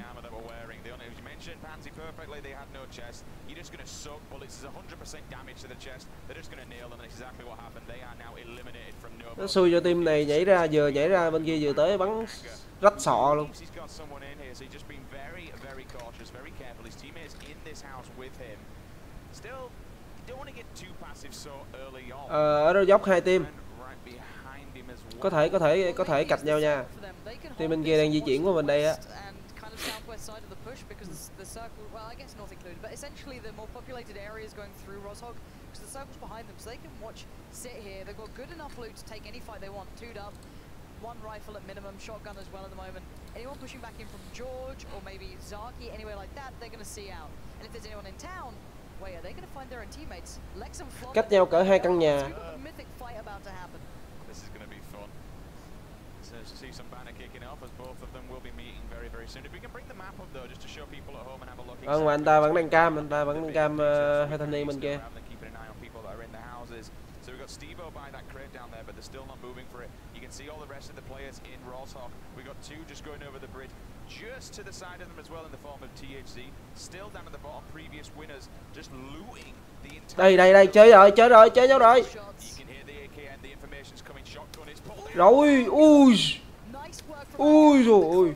That wasn't even the teammates either. This is Drifter, who he's had a tough tournament, but if he can get this done, that would be huge for him. I'm not sure what armor. That looks like a level 1 maybe. Level 1 up is going to be pretty tough. They're not even expecting these players. They're waiting for their teammates almost to take them down. But Drifter now can screw him over. He could do this and. Bồ anh ta đã nằm xuống rồi. Why not make it tricky? But the third person will always favor the guys at the top of the stairs. If he doesn't have a nade, he knows he's. Liệu anh ta có thể bừa lên không? Đó, thấy rồi anh ơi, dứt ở đây. Ui, hay quá. Đúng rồi, bắn là phải nhẫn tâm vậy đó anh. Em làm thích phong cách của anh đó, nhẫn tâm vậy đó. Trong khi đồng đội mình đã chết, anh đây anh cam thanh niên này lên. excuse me, Adren up there is doing the right thing, but Drifter at least gonna make it hurt for the CS guys. It was interesting. You wouldn't, if you knew someone were down there with a shotgun, you wouldn't just kind of walk into him. It's like he didn't know exactly where he was, so whether he thought he disappeared somewhere else, he will unfortunately fall, gives him the kill as you mentioned. Revenges his teammate, moving across now to Kick, a man who definitely has an awesome aim. We saw yesterday he's worked with the M24, just popping people left and right. Drifter thinks, okay, I'm getting bored now, it's time to move on, shotgun in hand. Giờ là hai thanh niên này coi như kiểu như ai cứng hơn là người đó sẽ thắng. Liệu anh ta có lên không? Anh ta quyết định ra sao? Quay.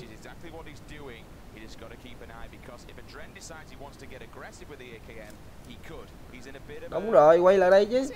Sticky situation. They're both in the opposite now. He's given Adren the better hack. It means Adren can actually get out. Did he just see him at the window?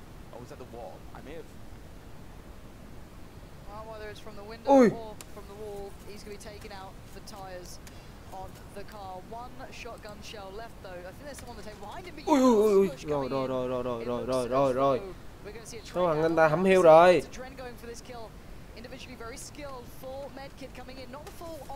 Ui rồi, nằm giữa đường luôn. Một rip up lên đường.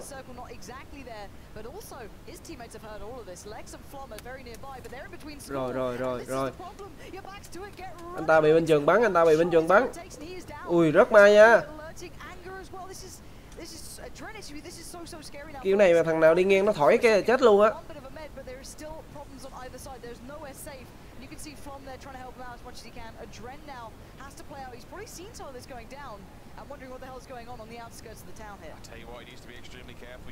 Thanh niên này biết rồi, có bên đây có người rồi.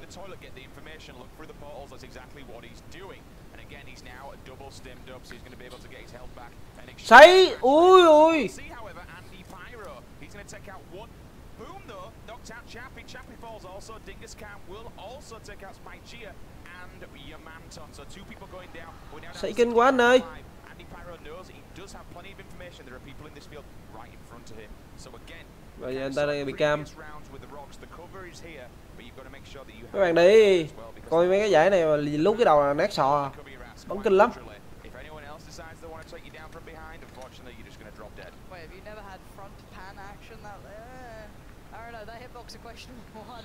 Khổ thanh niên này vãi, hai thanh niên chạy trong đây giờ phải ngồi bò.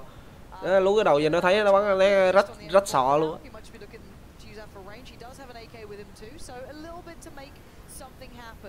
But not much meds, and he knows that on the other side there's a couple of players. He saw the smokes go up. They're actually put down from Flom, and now he's going to try and find a way through. Rồi thấy rồi. Thấy nhau rồi. Ui rồi bắn kinh kìa. Gets absolutely destroyed. Lex getting a little ahead of himself there, and Adren's going to be feeling good about that one, knowing that close by there's going to be Flom tapping away towards the windows. The teammate is close by, but it's standing up to heal his prone blocks. Find a better angle, or does he go for the push? Both very brave choices. Try to read his teammates, his opponents right now. He can see them dodging in and out. Ui trúng rồi. Trúng mà chưa đủ chết đâu. Cứu đồng đội luôn anh ơi.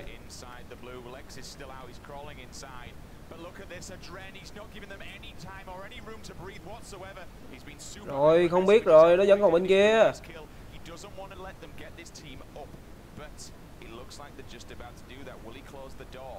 Cứu được bò rồi. Does he have any more meds? I don't think he does. So that's the problem for him. He needs to go now, either run or take the fight. Now, nading out the car again. If he's going to die, he's taking one smoke chuẩn bị chắc up quá. That could be covering, excuse me, the sounds of his steps if he wants to rush. I'm curious as to how he's going to do this one now. It's still taking. There's the med kit, so he does have HP to go to. They've got the revive in. They're both back up. Can he single-handedly destroy the hopes of his team? Phải chạy, lấy xe chạy. Lấy xe chạy. Hay quá, đúng rồi.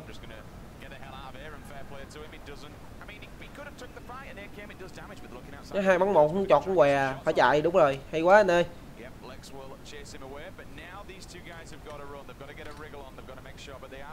Bây giờ hai anh nó phải chạy bộ sắp mặt lờ ra. Gặp ngay phường thổ phỉ cướp cạn.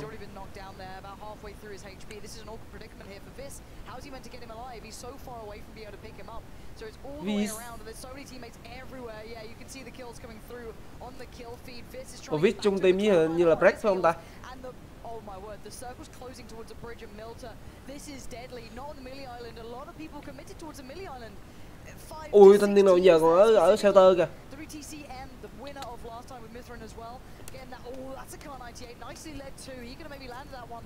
You can see these players running in on the horizon. He's making these shots count as best he can, but he's being a nuisance, being a bắn mà không kịp lút ít luôn á. Toàn là Red Dot với lại Holo không á. Qua đây tôi để ý luôn á.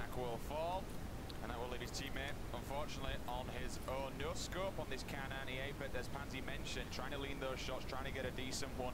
One player moving all the way to the outskirts there. Is he just looking for a boat? Đấy mới nhắc có 8 luôn. That's going to be solid FPS. Someone down in the water. You're hearing the bullets from his teammate as well. Two ARs though, one for long range and then one just a single shot. One just to spray them down as they come along. That's going to be the AKM. Pan on back, level 2'd out of his mind. And they've also got a car. Should they feel the need, it's time to move and get the hell out of here. Giải này rất chuộng AKM với lại M16 A4. Hai cái này một cây bắn xa, một cây sấy ngon hay sao á. Thấy ít xài Scalar với lại M416 lắm. Ui, giàu kìa. 8 M24. Basically what's happened there is a dream 46 luôn. His teammates, he left them without an option, no car to drive in with, and they're running through right into the eyes of the opponents that we knew were waiting for them on the other side, playing from the wooden shed. And there's Andy now trying to find his way around. Actually, there's a real good shot here for him to maybe get some damage done. Also, 1-7's going to be creeping up between these two teams, so he needs to be extremely careful. Như thanh niên này có suppressor, mình mới nhìn đó. Ui, bị móc. Tội vít. Mới bơi từ dưới ấy bơi lên giờ bị móc chết queo. Tội thanh niên vậy. Còn 60 mạng. Sấy, đấy. Ui.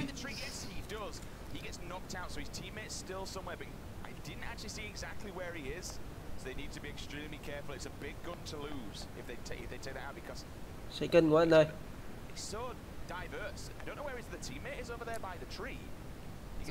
Ui, một team giờ nằm ở dưới, một team nó nằm thanh niên nó nằm chọc trời vậy đó. Không biết có biết team có một team ở dưới không ta? Theo tôi là không biết đâu. One smoke qua cú bồ rồi. One smoke qua cú bồ rồi. Ta thấy không? Rồi chết rồi, giết luôn rồi. Anh ta nhẫn tâm giết luôn rồi. So the same guys just killed them again. That's the same as the first round here. Down to 57 though. Moo looking to try and bait out some of these shots, but there's too many players. This is very, very tricky to play out of. Although they're still in the circle, the next circle could screw over every player who's in the cover here to try and have to make their way through that open field. Biết có team ở dưới mỏng đá rồi. Count, hopefully, an 8 times on the M24. This guy could really ruin some people's games. I actually thought it was 117, but clearly it's not. Unless they got 2 care packages, I don't believe they did. This will be the M24 in play. So people, they know exactly where he is. They're going to be trying to scare him by digging that tree. Pandamu. Also got to be careful because if he aims at one team, he leans too far. The other one comes picking him up. So it's not a great position. If he has smokes, the best solution may be to put them down and just try and run out of this area. The circle's not in his favour. He does have to at some point get out of there. So why not try it early on? Looking over at the global side. Boom, managed to take down Evermore. What the so fuck? This time dying out quite early. Not able to pull off the same strats before. Bắn what the fuck, xa gì mà cần Red Dot bắn trúng luôn. Dị nhân vậy. Toàn là dị nhân.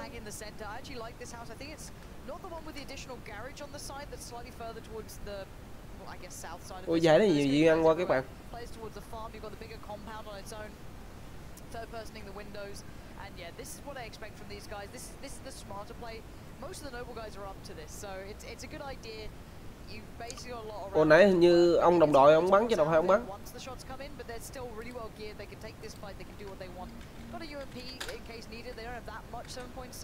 At the moment, but more than enough to work with. So this to me is a good position, very centralized, but it will be pretty hard to contest this. Okay, because he's gonna walk into the trap though. The terrain could be a huge issue. He's just about to go past Noble guys. They're gonna unleash hell. Ui, bị sấy. Ui, trái xe rồi. Ui, đã sống. Sống rồi. À, nãy là ông này bắn. Tôi tưởng là cái ông Red Dot bắn. Tôi nói là bắn kinh với Red Dot mà sấy khoảng như đó mà trúng. Lỗi quá các bạn.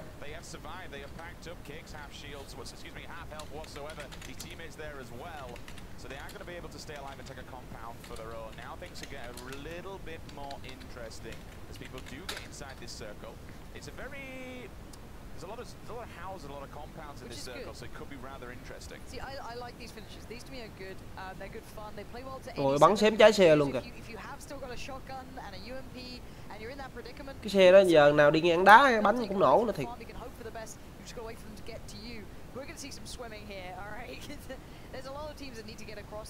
Bây giờ bo chắc vô khoảng ở giữa dưới farm tí. Rồi thấy nhau rồi.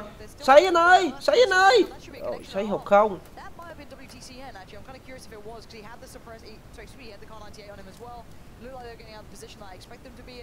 But now we're going to see the run-in kind of happening through here. People might be watching this angle, but they should be relatively well set.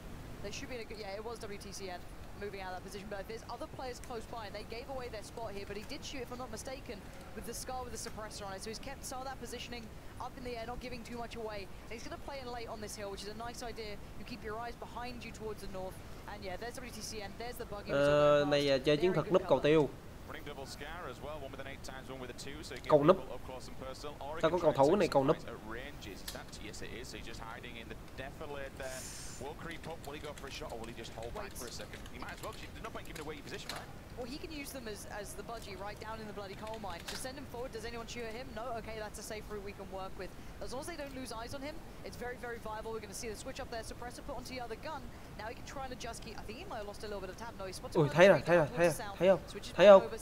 không? Đấy, một em headshot, giết luôn, đúng rồi. Anh là phải nhẫn tâm vậy, em thích anh đó. Bắn là phải nhẫn tâm. Chuẩn bị xé nha. Ui rồi, hay quá.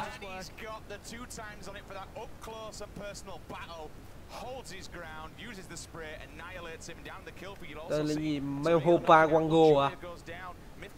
Điểm tiếng Latin nữa. Rồi, hai thanh niên nhà vệ sinh đã bắt được một bé bò lạc. Obang there in a little bit of a battle as well, close quarter combat, but he needs to move too. The circle's still okay for him now, but he's got a long way to go to the next one. That's the big problem. We are going to see Mithrain as well unleashing. He did manage to find Curvy Llama, so that will mean the Gassy Mexican is shots are ringing true here. Stylish Noob has found a Dren who's the one causing trouble earlier, so he's still fine. They're still getting on. Let's look at that next circle though. You saw the player just checking in on it. He knows he's got a long way to go. Right now, Stone Mountain being caught outside of the play zone. We're having a lot of issues here, it seems. A lot of people dying. Unroot's finally gone down as well. Unroot, Baba G knocks out Daji as well. Baba G does get taken down himself by a 6M4. This is Moleman as well. The guy's moving. I like watching this guy because he's so awkward to hit. He will never stop moving, whether he's spamming QE, whether he's wazzering around. He makes it so tricky to use a Car-98 against him. Just about to say, these are one of these players that you were talking about high end. How are we going to Bo tôi nghĩ là lên gần khúc farm qua bên trái khúc farm tí. Thế nào cũng ra giữa ngay cái. Ui, thấy nhau rồi nha. Đây là những thanh niên nhỏ hôm qua nè. Rồi, đồng đội đã bị bắn rồi. Hopefully he can get his teammate get him back up here, but there's going to be a lot of problems on that coastline. There's nowhere safe right now. Rồi, bỏ luôn anh ơi, chạy luôn anh ơi. Người không gì mình chơi chú đất Việt anh ơi. Láng rồi, anh ta chưa có bằng lạng lách đánh võng thôi các bạn. Anh ta chưa có tuổi đặng làm kiểu như dãy đuôi cá đâu. Moose going to make this very uncomfortable for the player trying to work their way in. They're stuck in the blue. As soon as they get towards that coastline, they know they're in trouble. And of course, if he gets in trouble himself, he can back off and go underneath water. Scoom will take down. Looks like Moon Die 7's also fallen there. We are on the point of view. Ui giờ mà bơi ngoài bo là thôi xong rồi. Canh luôn anh ơi, canh luôn anh ơi. Ui, team bên đây đã bị sấy rồi. Tôi nói mà, tôi nói thấy nhau thế nào cũng sấy nhau à. They're running out of full meds. They've got a lot of boosters, a couple of Ôi, cắn bằng bandages, dead. but no big med kits, nothing like that to play on. Ồ, cái gì mà tôi thấy cái xe trái và thêm cái xác này nữa. They're in the houses, they're still inside. Yeah, they're gonna have to move in soon enough. They've already kind of shimmied in a little, but look at this close on the coast. What is going on? Ui trời ơi, cái dòng bo khúc ngoài sông kìa. Giải bơi lội mở rộng nữa hả? Vâng, mà chúng ta đang xem giải bơi lội mở rộng giữa các thành viên trong PUBG. Liệu ai là sẽ lãnh cái cúp lương hương trước đây? Anh nào mà giờ lòi cái đầu lên là bắn xì xọ. And he could find out something horrible looking over there. Is Hayes about to just get someone? Đúng rồi anh ơi, lấy thuyền đi đảo anh ơi. Cản luôn. Is that boat still up as well? This could be huge. So Hayes is going to try and play the boat a little bit here. Ui trời, giải bơi lội với là hụp lặn mở rộng. Bát Hương. Ôi giờ mình bơi ngoài bo luôn á hả?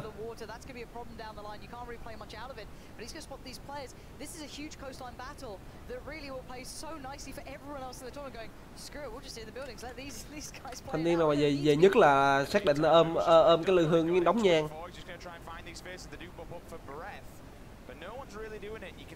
Giờ mà nguyên bầy bò ai chòi đầu lên là chết à. Đâu coi bao nhiêu cái team cam. Một team cam ở khu nhà nè, một thằng một anh này anh cam ngay hai cái tàu nữa. Đó đâu dám lên đâu. Đấy. Ui giờ bằng bơi bò nữa.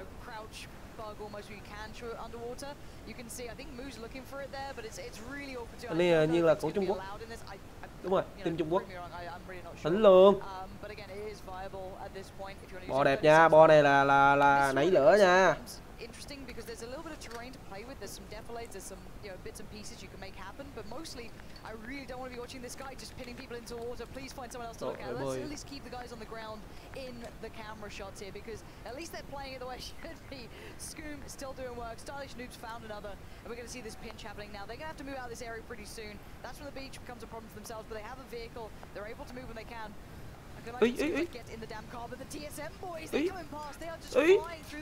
Ui, bơi luôn hả? What the fuck? Giải bơi lội mở rộng đã tiến tới vòng bán kết.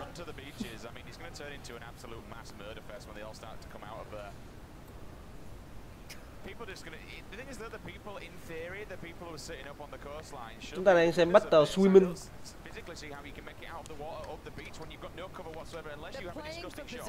Ui thính kìa. Ông nội ai dám lụm. Đó, giết rồi. Ủa cái bo này mà còn 29 người hết trời. This is great though. I actually like this positioning Bắn for kỹ quá. these two players here. They're in a good spot as well. They can play their way back in. They're not just playing on the coastline. Scoom's actually gone down, so that's a huge problem here. It seems like the Liquid guys have had a little bit of an issue trying to come back over from the coast. There's a tiny bit of land that's left in the water, but it does mean that all the players will have to beach. I don't think it's deep enough for them to actually be able to sit around on this one. Giải bơi lội mở rộng chuẩn bị tới phần chung kết. Ui bắn à. Ui.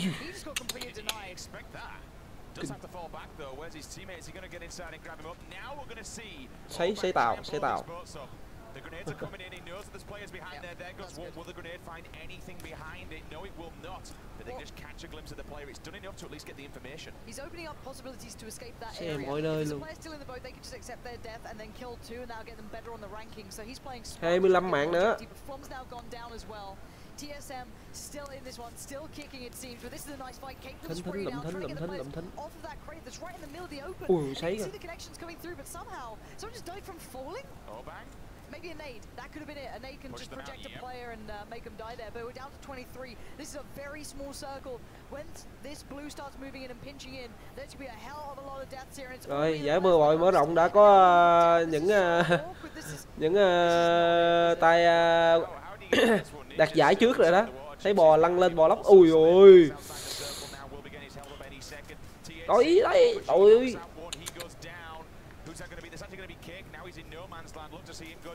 Ui, cô sấy kìa. Ui ui. Ủa team này của Nga hả ta?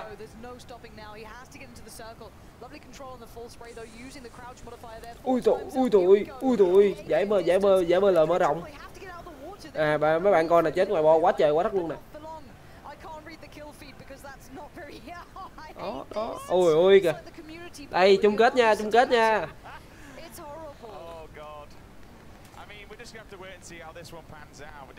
Giải bơi lời mở rộng giờ còn mấy thanh niên trên bờ là gọi là câu cá thường niên.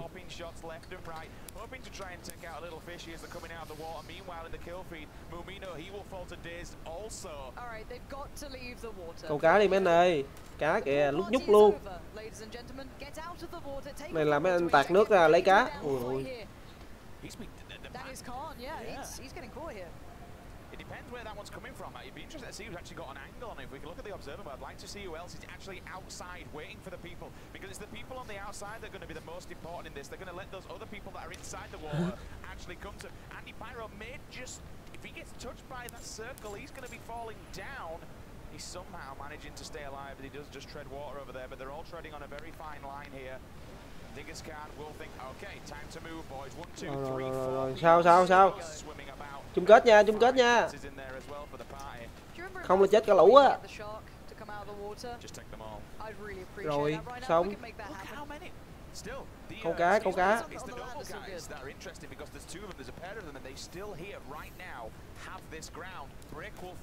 Ui, bắn kìa. Ui, ninja đã nằm rồi. This is what I expected from him on like day 1, day 2. This guy is a beast. All right, so keep. Yeah, they're dying out of the water. Sấy cho nổ xe. And now he's gonna try and blow up basically the guy. He's gonna take a while with the UMP, but he's gonna get the kills from the others. Also coming in, outside has been killed. His teammate just goes down. He hasn't been spotted, but look at this. Yuki on the flank as well. Great positioning, playing the edge of the circle, moving in from the more northern side. Gonna get the drop towards Daz. He goes down. It's down. Còn 3 mạng. And now Yuki nades out. He doesn't know where's safe, what's not, where the angles are. Oh, he gets caught. Bị móc, ui, bị móc rồi. Bit of the underdog here. Ui. He gets taken down. I'm pretty sure it's Yuki still standing. Who else is in this? We need to find it.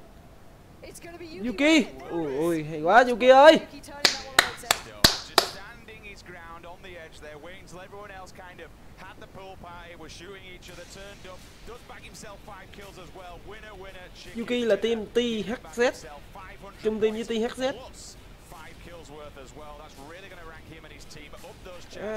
Chúng ta đang coi là giải câu cá hay là bơi lội. Bơi quá trời bơi, còn trên bờ thì đứng bóc cá.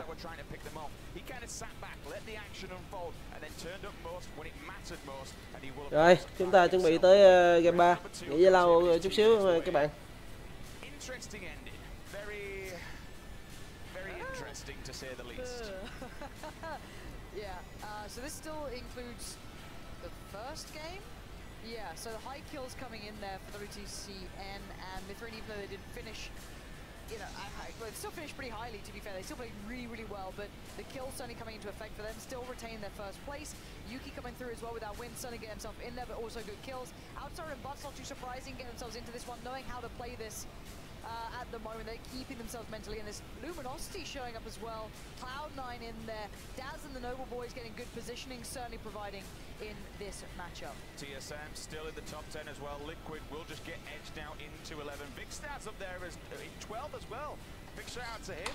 And then we see playing well, Big Star's been playing really well. We saw a lot of love for him on social media. Remember, we want to hear your guys' thoughts, your guys. Tell us, who are you looking forward to? Who do you want to see this thing? Use the hashtag Battlegrounds. We are listening. We'll try and get some retweets. We'll try and read some messages of support for your players out here on the desk. But, I mean, in comparison, right? You just look at these circles and where they go. It's kind of night and day. You know, everyone's... How many people, maybe 5, 6, 7, died from being outside the zone? They're just really slowly wandering in from the circle, just completely wiping them out. Yeah, I don't know. Honestly, that was one of the games that, you know what, I'm going to look to the others for prime examples of nice play and teamwork. But at the end of the day, the players in the water didn't win it, so that makes me very, very happy. But I do believe we are actually done here. We can head down for an interview to hear from the winners down on the floor. Các bạn nghỉ Zalo ít phút thì chúng ta sẽ tới game 3. Sớm thôi.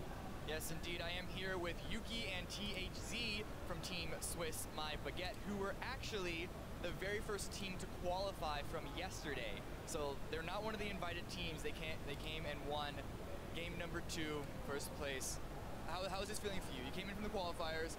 Did you expect to get first place against all these teams like of such prestige that they got invited here? Well, honestly, the minimum we have planned is to be qualified in the qualifier, and then once we're here, of course, if you can do a good game and show good moves, that's better. Đây là hai thanh niên thắng trong game 2. Well, right now we have done the great moves, and we can hope maybe for a good place. Và thanh niên đây, thanh niên gánh team của team giết 5 mạng, thanh niên đứng kế bên không giết được mạng nào. No, because it was too late. We were out yesterday evening and we received the mail too late, so we just went to sleep and we prefer to focus on this tournament instead of doing the qualifier and maybe not be even being qualified, but play 4 hours for the qualifiers and then again 4 hours for the main. So we just focus on this one. No, it is definitely important to make sure that you're not tiring yourself out. You're already in this event, and I keep bringing it back to it, but you got first place, so that definitely shows something. Are you planning on trying to qualify for squads, or is it just the 2 of you doing duos? Well, actually, he got a team, and I've got another one. But the thing is, when I started playing with him, Tôi đi tiểu kìa. Chờ đấu những ba. and we did some duo tournaments, and the fact is that he was the only one I could do the tournaments with, because we got this synergy, you know, this team play that I got with no one else for now. So when we got the occasion to qualify, we said let's go. Well, good luck to the both of you for qualifying on the events for squads. However, onto this game itself, we saw up until the very final circle, there was so much water in play. And if you know Battlegrounds, if you've watched enough, you know that anyone who is in the water, they're safe for a while, but once they try and come out, it's just a complete bloodbath. Were you guys part of that bloodbath? Were you taking them out, or were you guys more waiting until the end and just pounce when you knew you could get the win? Actually, we asked ourselves, do we have to go in the water or not?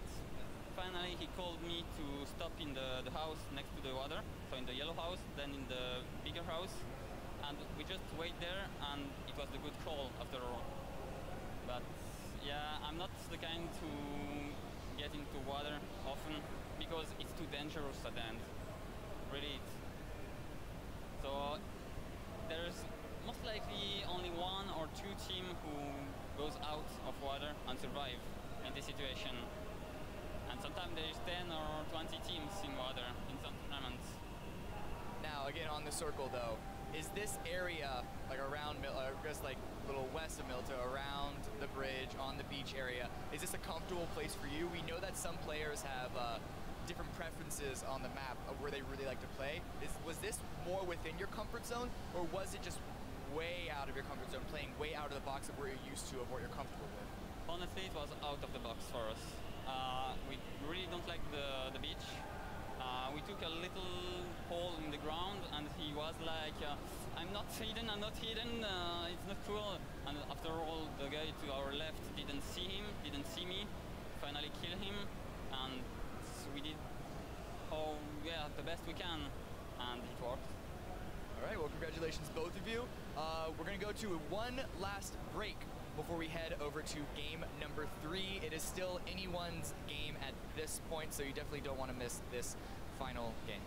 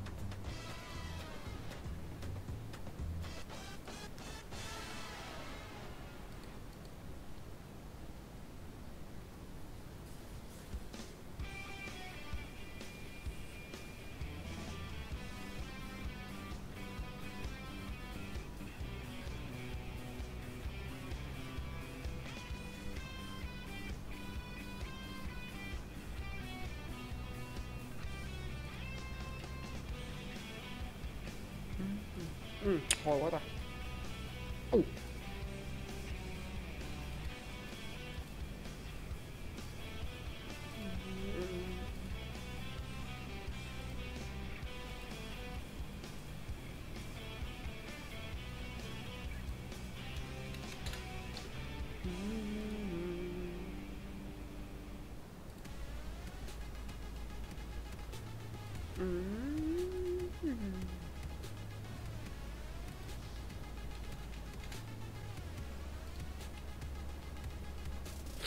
Chờ khoảng ít phút nữa là chúng ta sẽ trận 3, trận quyết định xem ai là quán quân của ngày hôm nay.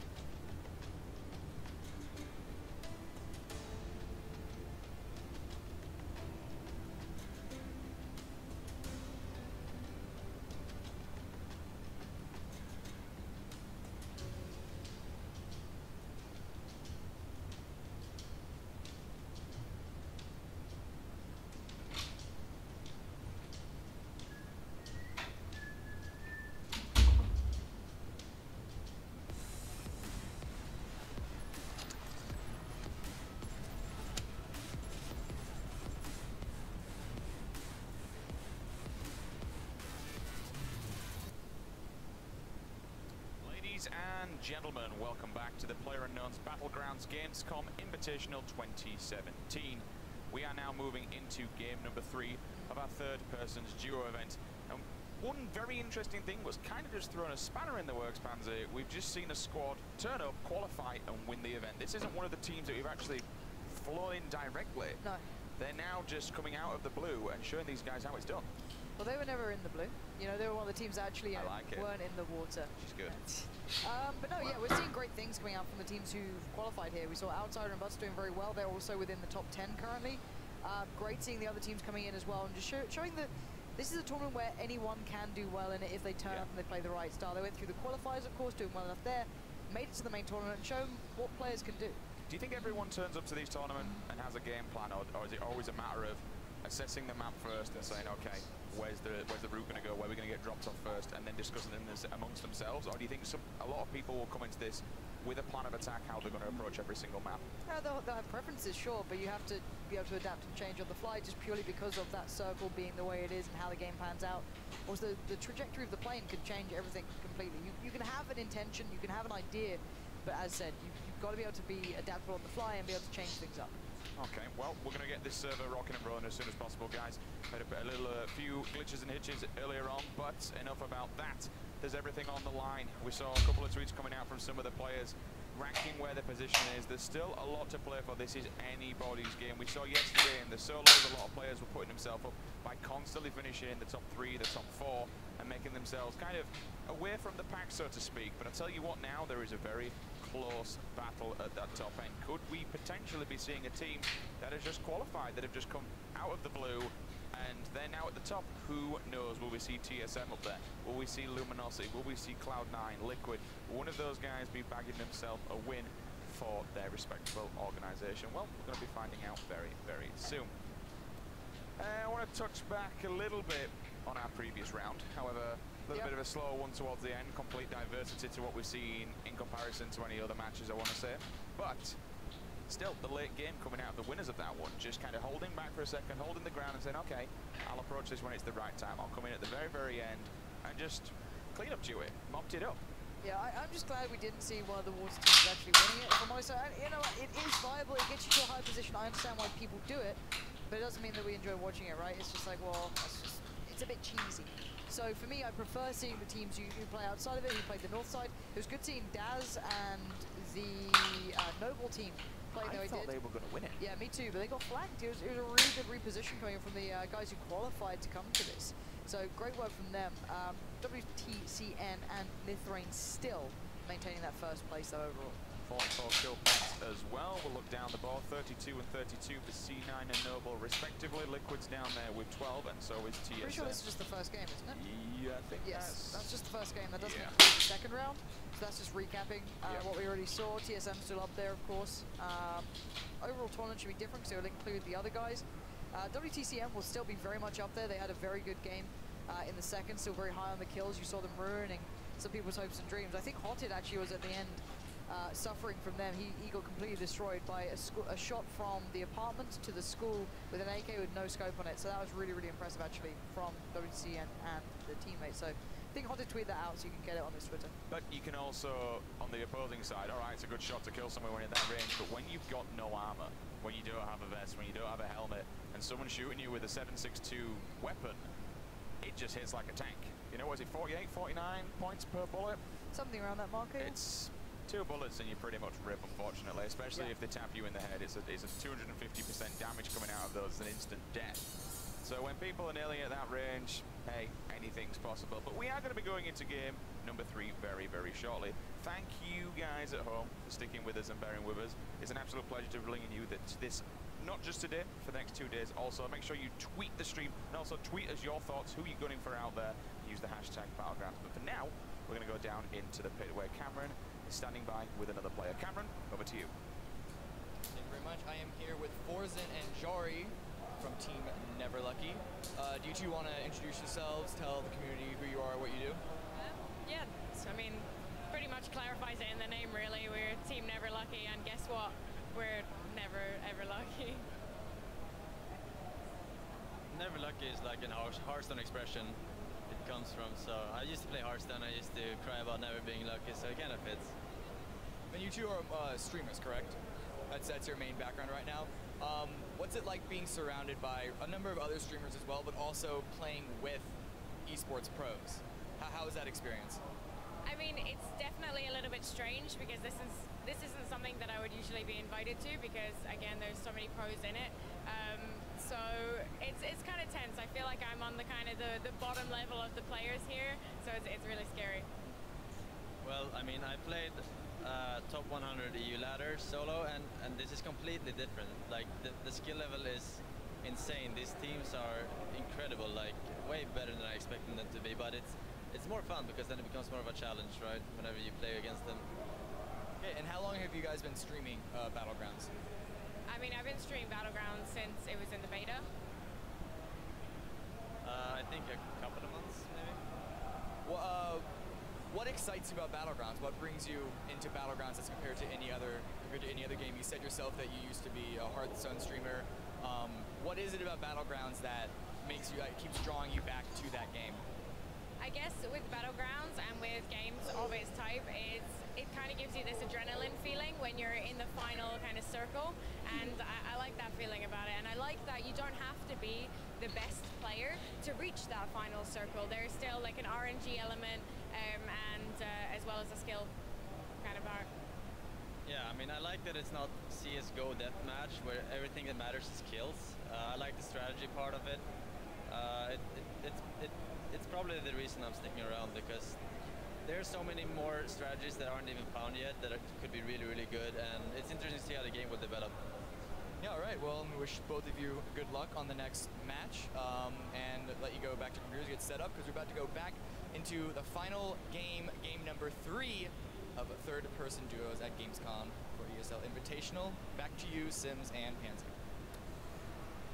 All right then, let's get this thing underway. Remember guys, we want to know who you're gunning for. Who are you backing? Who are you supporting? Pansy does have Twitter open. Make sure you use the hashtag Battlegrounds. We'll get some of the names up on there, see who the people out in the live stream at point. And for everyone out there as well, doesn't matter where you're watching, thank you very much for joining us. An absolute pleasure to be bringing this to you once again. Make sure you tweet the stream. Make sure you use hashtag Battlegrounds. Let's get everyone in. Let's get a ridiculous amount of viewership once again. And let's send this third and final duos third-person match out with a bang. Yeah, it should be a good, and I think we're seeing some good play so far. I think, obviously, I'm a little tilted after the way that last one closed out. I'm not gonna lie to you. I play this game myself, and you said it's like, really? that's how it ends. But we got to see some great plays. Good to see WTCN and Bithrain really coming into their own. They've been outstanding for me. Great to see the guys who've just turned up. What a Cinderella story for them. They've just pocketed a great deal of cash too if they really grind out this last game. So for me overall, it's super imperative that they play it well and play it smart. But this is when they will get nervous, they will get a little scared. You don't want to make errors. You just want to place well. But this could also encourage the players who need kills as well and good position. And look at them. There's Victor, very very happy. They're just right behind. Really, they're just right behind us on the wall. So.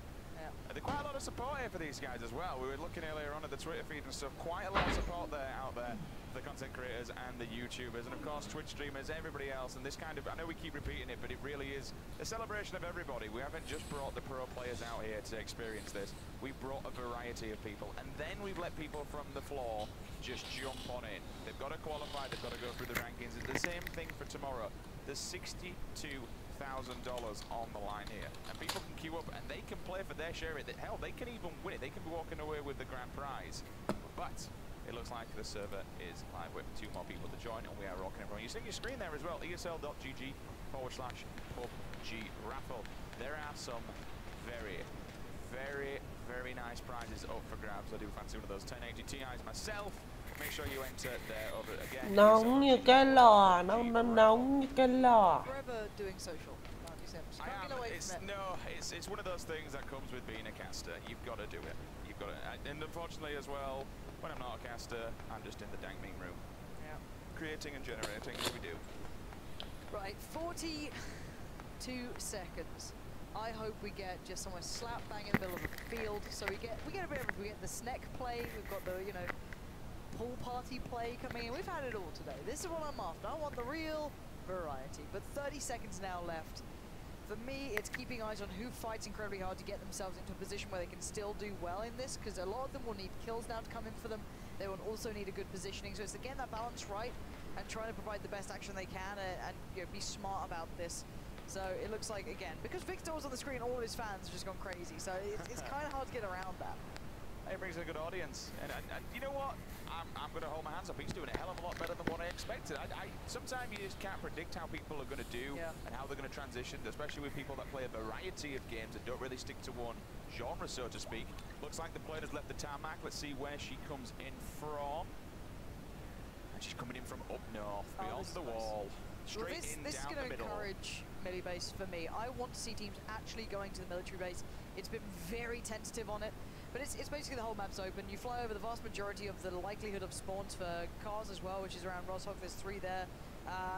You can basically go wherever you want on the map.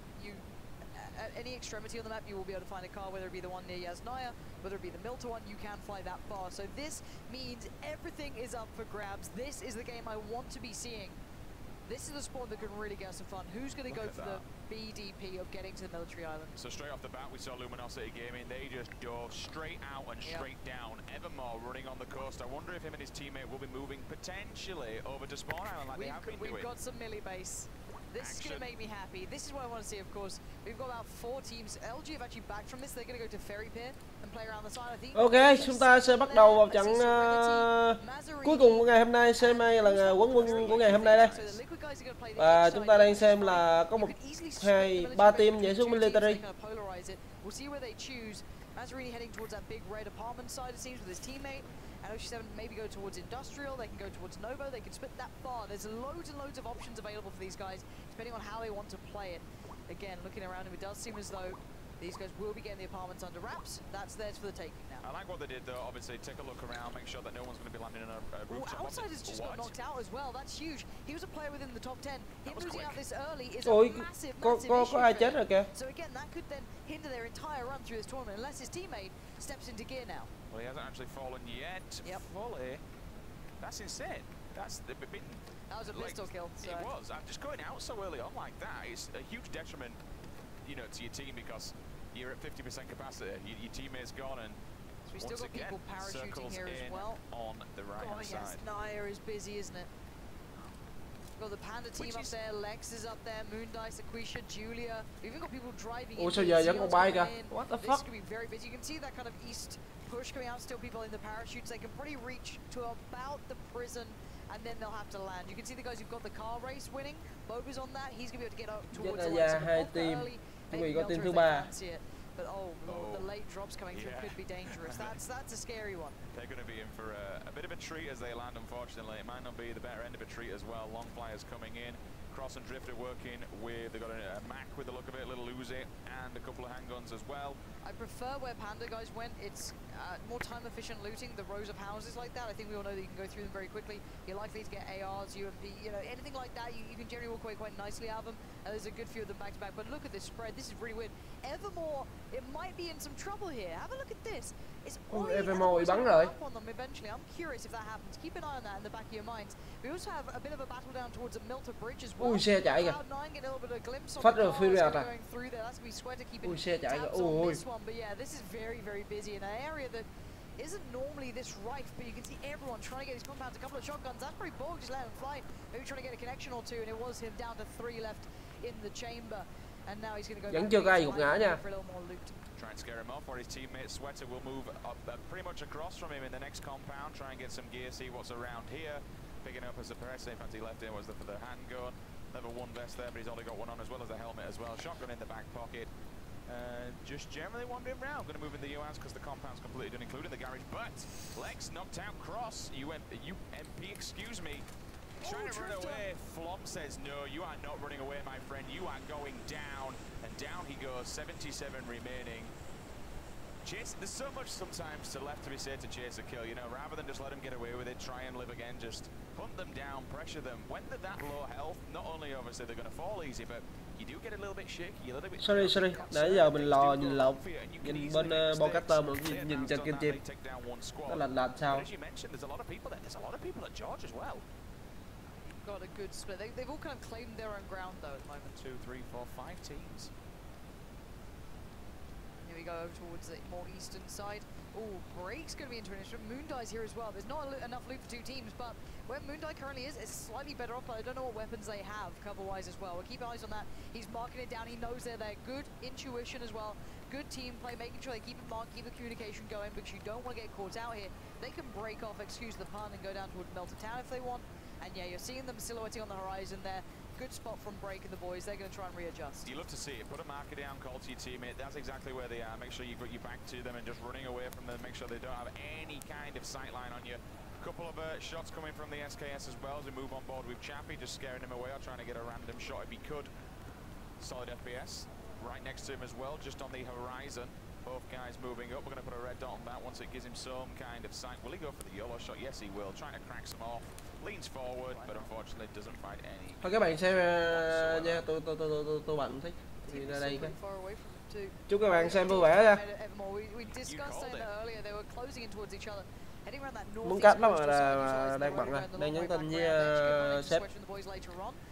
But eventually, the next minute, you got to start wondering how you're going to get there, how you're going to start leaving where you are. Sếp nhờ kêu làm ấy mày một cáo nữa, khổ quá.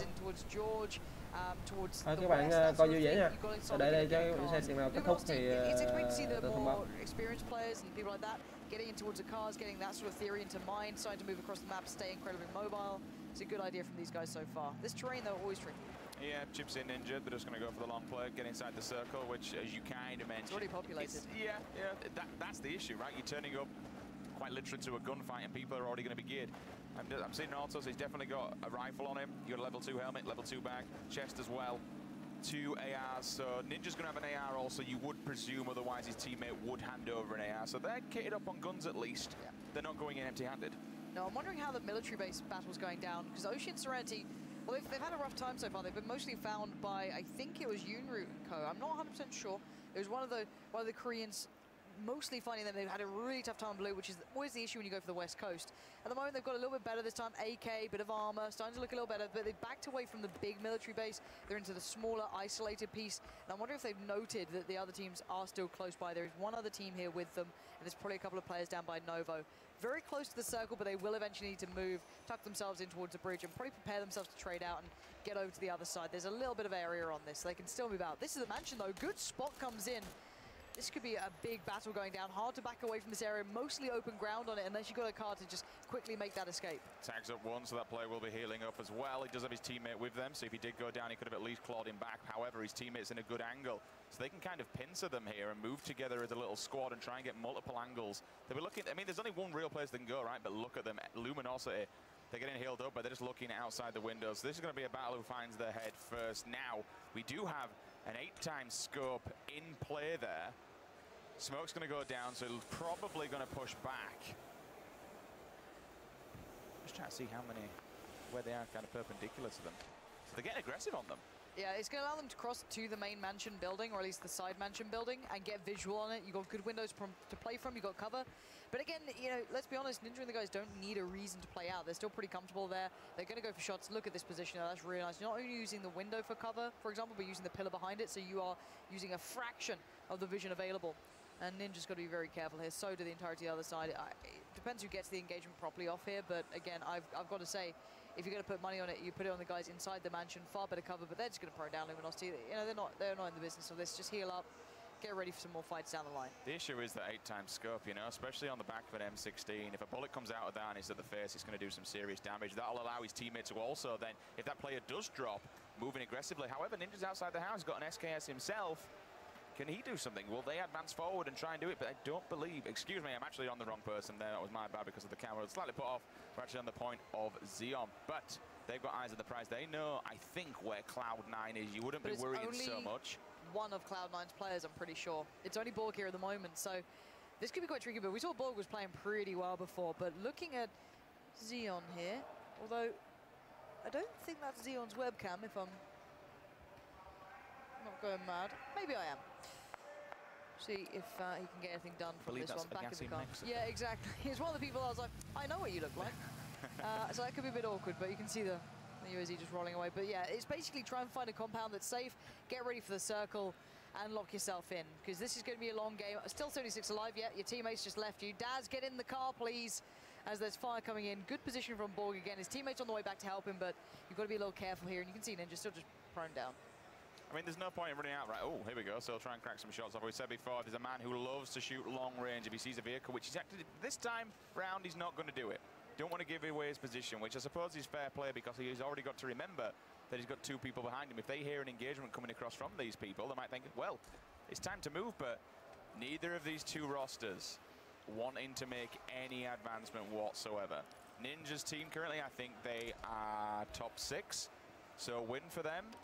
May actually, oh, random person pokes around the corner. Squisha, there it is. Remember, yesterday he did really well as well, made it to the top 2, lost out to Yunru in the end. So he's got some real ability. Don't ride him out. He's got to go in and finish the kill. You know he wants to as well. This is on the edge of Naya right now. Cleanly done, looks for the trade out, is expecting a push to come back in. Julia behind, but going to be uncomfortable for her to try and cross out of there. That wall is not easy to get through, so she might have to go all the way around. Where's the teammate? In the garage area. So that's the next bit of the puzzle here. Squisha is safe for now, but they can't cross back too easy. Nice crouch jump coming out from Squisha. Really well played. I like what you call for it as well, because if you can't do that, you have to run all the way front here on the police station, then go all the way back around just to get into the bigger library, so to speak, that is actually behind it. Bullet comes in, hits the pan, but unfortunately, he will fall just as it happens. That's Mayhopper Wango, and then he is completely finished off. The Noble boys playing up to what they said previously. The pan, kind of did its job for 1 bullet, but unfortunately, he's just too good. Idaculus comes in, finishes it off, and he will also get the revival on his teammate as well. There's people not far off. There's so many players close by. They're going to hear these shots coming through as well. You can see just over in the hangar almost area, Yunru's there. They're not exactly going to be playing too aggressive, I can imagine, but look, here we go. DeVelo has finally spread out. I can imagine that's Sequisha and Julia at the moment, because that was the opposing team on the other side. Decent gear too on this guy. Gets the UMP out. Good control. Sick shot, actually. Nice. Headshot bangs him down. Full auto now, ready to rumble. He spied Julia as well in the doorway. He's going to go for the aggression. This is very smart. Ooh, again, using third person very well here, trying to just position so he can see when she crosses back over to probably go for the revive. Gives it a second or 2. Checks to see if she's pushing close on that northeastern side. No, she's going for the revive. Him to go for the rush. He's going to go probably now, I'd say. No, he's working his way in slowly, but this is smart from Julia, actually. She's taking her time as well, not rushing it, no need to just yet, because you know DeVelo is now getting closer and closer and closer. She just wants the fight. She wants him dead. She wants this over and done, and she's going to have to get it done now. Both on full auto. We've got the AK up against the UMP. She engages first, but she's half HP. Not iron sighting in either, just over the shoulder shooting almost at this point, and he's toying with her, playing with her. He can see the shadow peeking as well on the right side. He's going to back off and look for a new angle. Good shot from Julia, but he still gets away. That could be enough, though, just to allow him to get Sakisha up. Excuse me, allow her to get Sakisha up, should I say. But he's coming back in. He's moving in again, and he's going to be that really annoying player. This is going to happen. Pushes around the corner. Does he take her down? No, he doesn't. He gets hit himself. But he gets it. 2 kills in the back here. Tavilo, amazing work from him. Aggression came out, but then again, when you're the last man standing in your roster, what else are you going to do? You might as well have gone for it. He knew he was applying so much pressure, and he did go through with it. Seals the deal and takes them both down. Credit where it's due, though. Sequisha and Julia played that really well. I think, if anything, you've got to be a little bit more decisive, but she was half HP. There's no easy way to win that situation. But let's look at how you're seeing Borg play this out. You can tell he's a first-person player, right? He's peeking that as if he's looking for the angles that can only be seen with an advantage to him. But right now, we are seeing a couple of kills come through, but knockouts mostly with shotguns, still very viable for taking these buildings. You kind of need it. He does, looking in play, sees a player around the corner, goes in, takes him out as well, so that's 2 sick. down. Noble as well in the kill feed. They're getting more kills, so now we're into his top 66. Cake taking out 1 shot also. Yunru bagging himself some kills. These guys are playing really, really well. Super, super good confidence. Every single time you see them approach a building, they're doing it. Now they're going to go in. Pre-firing already, as you saw around the corner as we hop on board with Cake's POV. 2 people go diving out of the UAS. He's got them pinned, though, as he keeps laying, and all of a sudden that UAS will back off. It'll give them a little bit more of a view. Oh, the UAS running away from him is always pretty awkward, but the knockout does come through. That M16A4 doing the work he needs. Falling off this a little bit, looking to readjust, not overcommit from this. Doesn't need to. Just be careful of the car, doesn't want to lose out on that. Oh, fire comes in from either side, and that is the kill coming out. So break goes down. That's one of the big heavy hitters now, losing out on being anywhere near that top 20 even. Still 64 alive here. You can see those 4 times, the 8 times, all going to work. Now this becomes scary. And that comes off the back of what Noble have been doing. They've decided, okay, we need to get center circle here. We need to get a compound. We need to get set up, and that's exactly what they're doing. Meanwhile, speaking of TSM, Smack gets a kill of his own. He'll take down Shaka with the Scar. Moving forward, his teammates right in tow behind him. That's going to be Vis.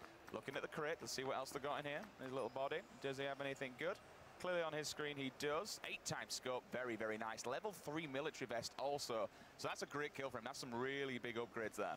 Yeah, let's have a look at the overview map if we can. Check in where the circle's going to be going towards what we have in front of us here and have a little look throughout. So mostly towards the eastern side, a lot of that kind of open terrain still going to be up for play. Not too much there. The mansion, of course, the Povka's still in it. We're going to see the Panda guys throwing down here. I think that's against Cloud9, so not the battle we're watching at the moment, but there's still going to be battles absolutely everywhere. This is the mini mansion. Nade comes in. Unroot still stays calm under pressure. This guy's delivered time and time again. He does have the M4 with him. He's on the other side against a couple of players who are giving away their spot, but he's not in a great advantage. This little room's still not ideal. Yeah, there's nowhere for him to really go, but he's keeping an eye on the prize, and that's a person inside that bottom floor. Scopes down, but he's too quick. He needs to help his teammate out, though, because there is 2 in there, I believe. In fact, no, one of them's actually going to bail out of this one. They're looking over the wall there. Will he be able to see that player, though, from where he is? The UAS is there if he needs to just bail and get the hell out, but at the moment, he's just keeping an eye. Hop on board with, I believe this is Killer Kapowski's POV as we jump back to Sweater for a second. Watching the angle, watching the corner, doing the 3-peek, making sure no one's down there. I would suggest that he probably knows someone's here with him. Otherwise, he won't be so cautious. Yes, it's going to be Borg who takes out Moo with an AKM. He's knocked him down. Here comes the call, though. So good. Jesus, Borg. This is the man, obviously, they shipped in when, unfortunately, Crunch couldn't come in. There's a third person as well. He needs to land. He's oh, the spray is second to none.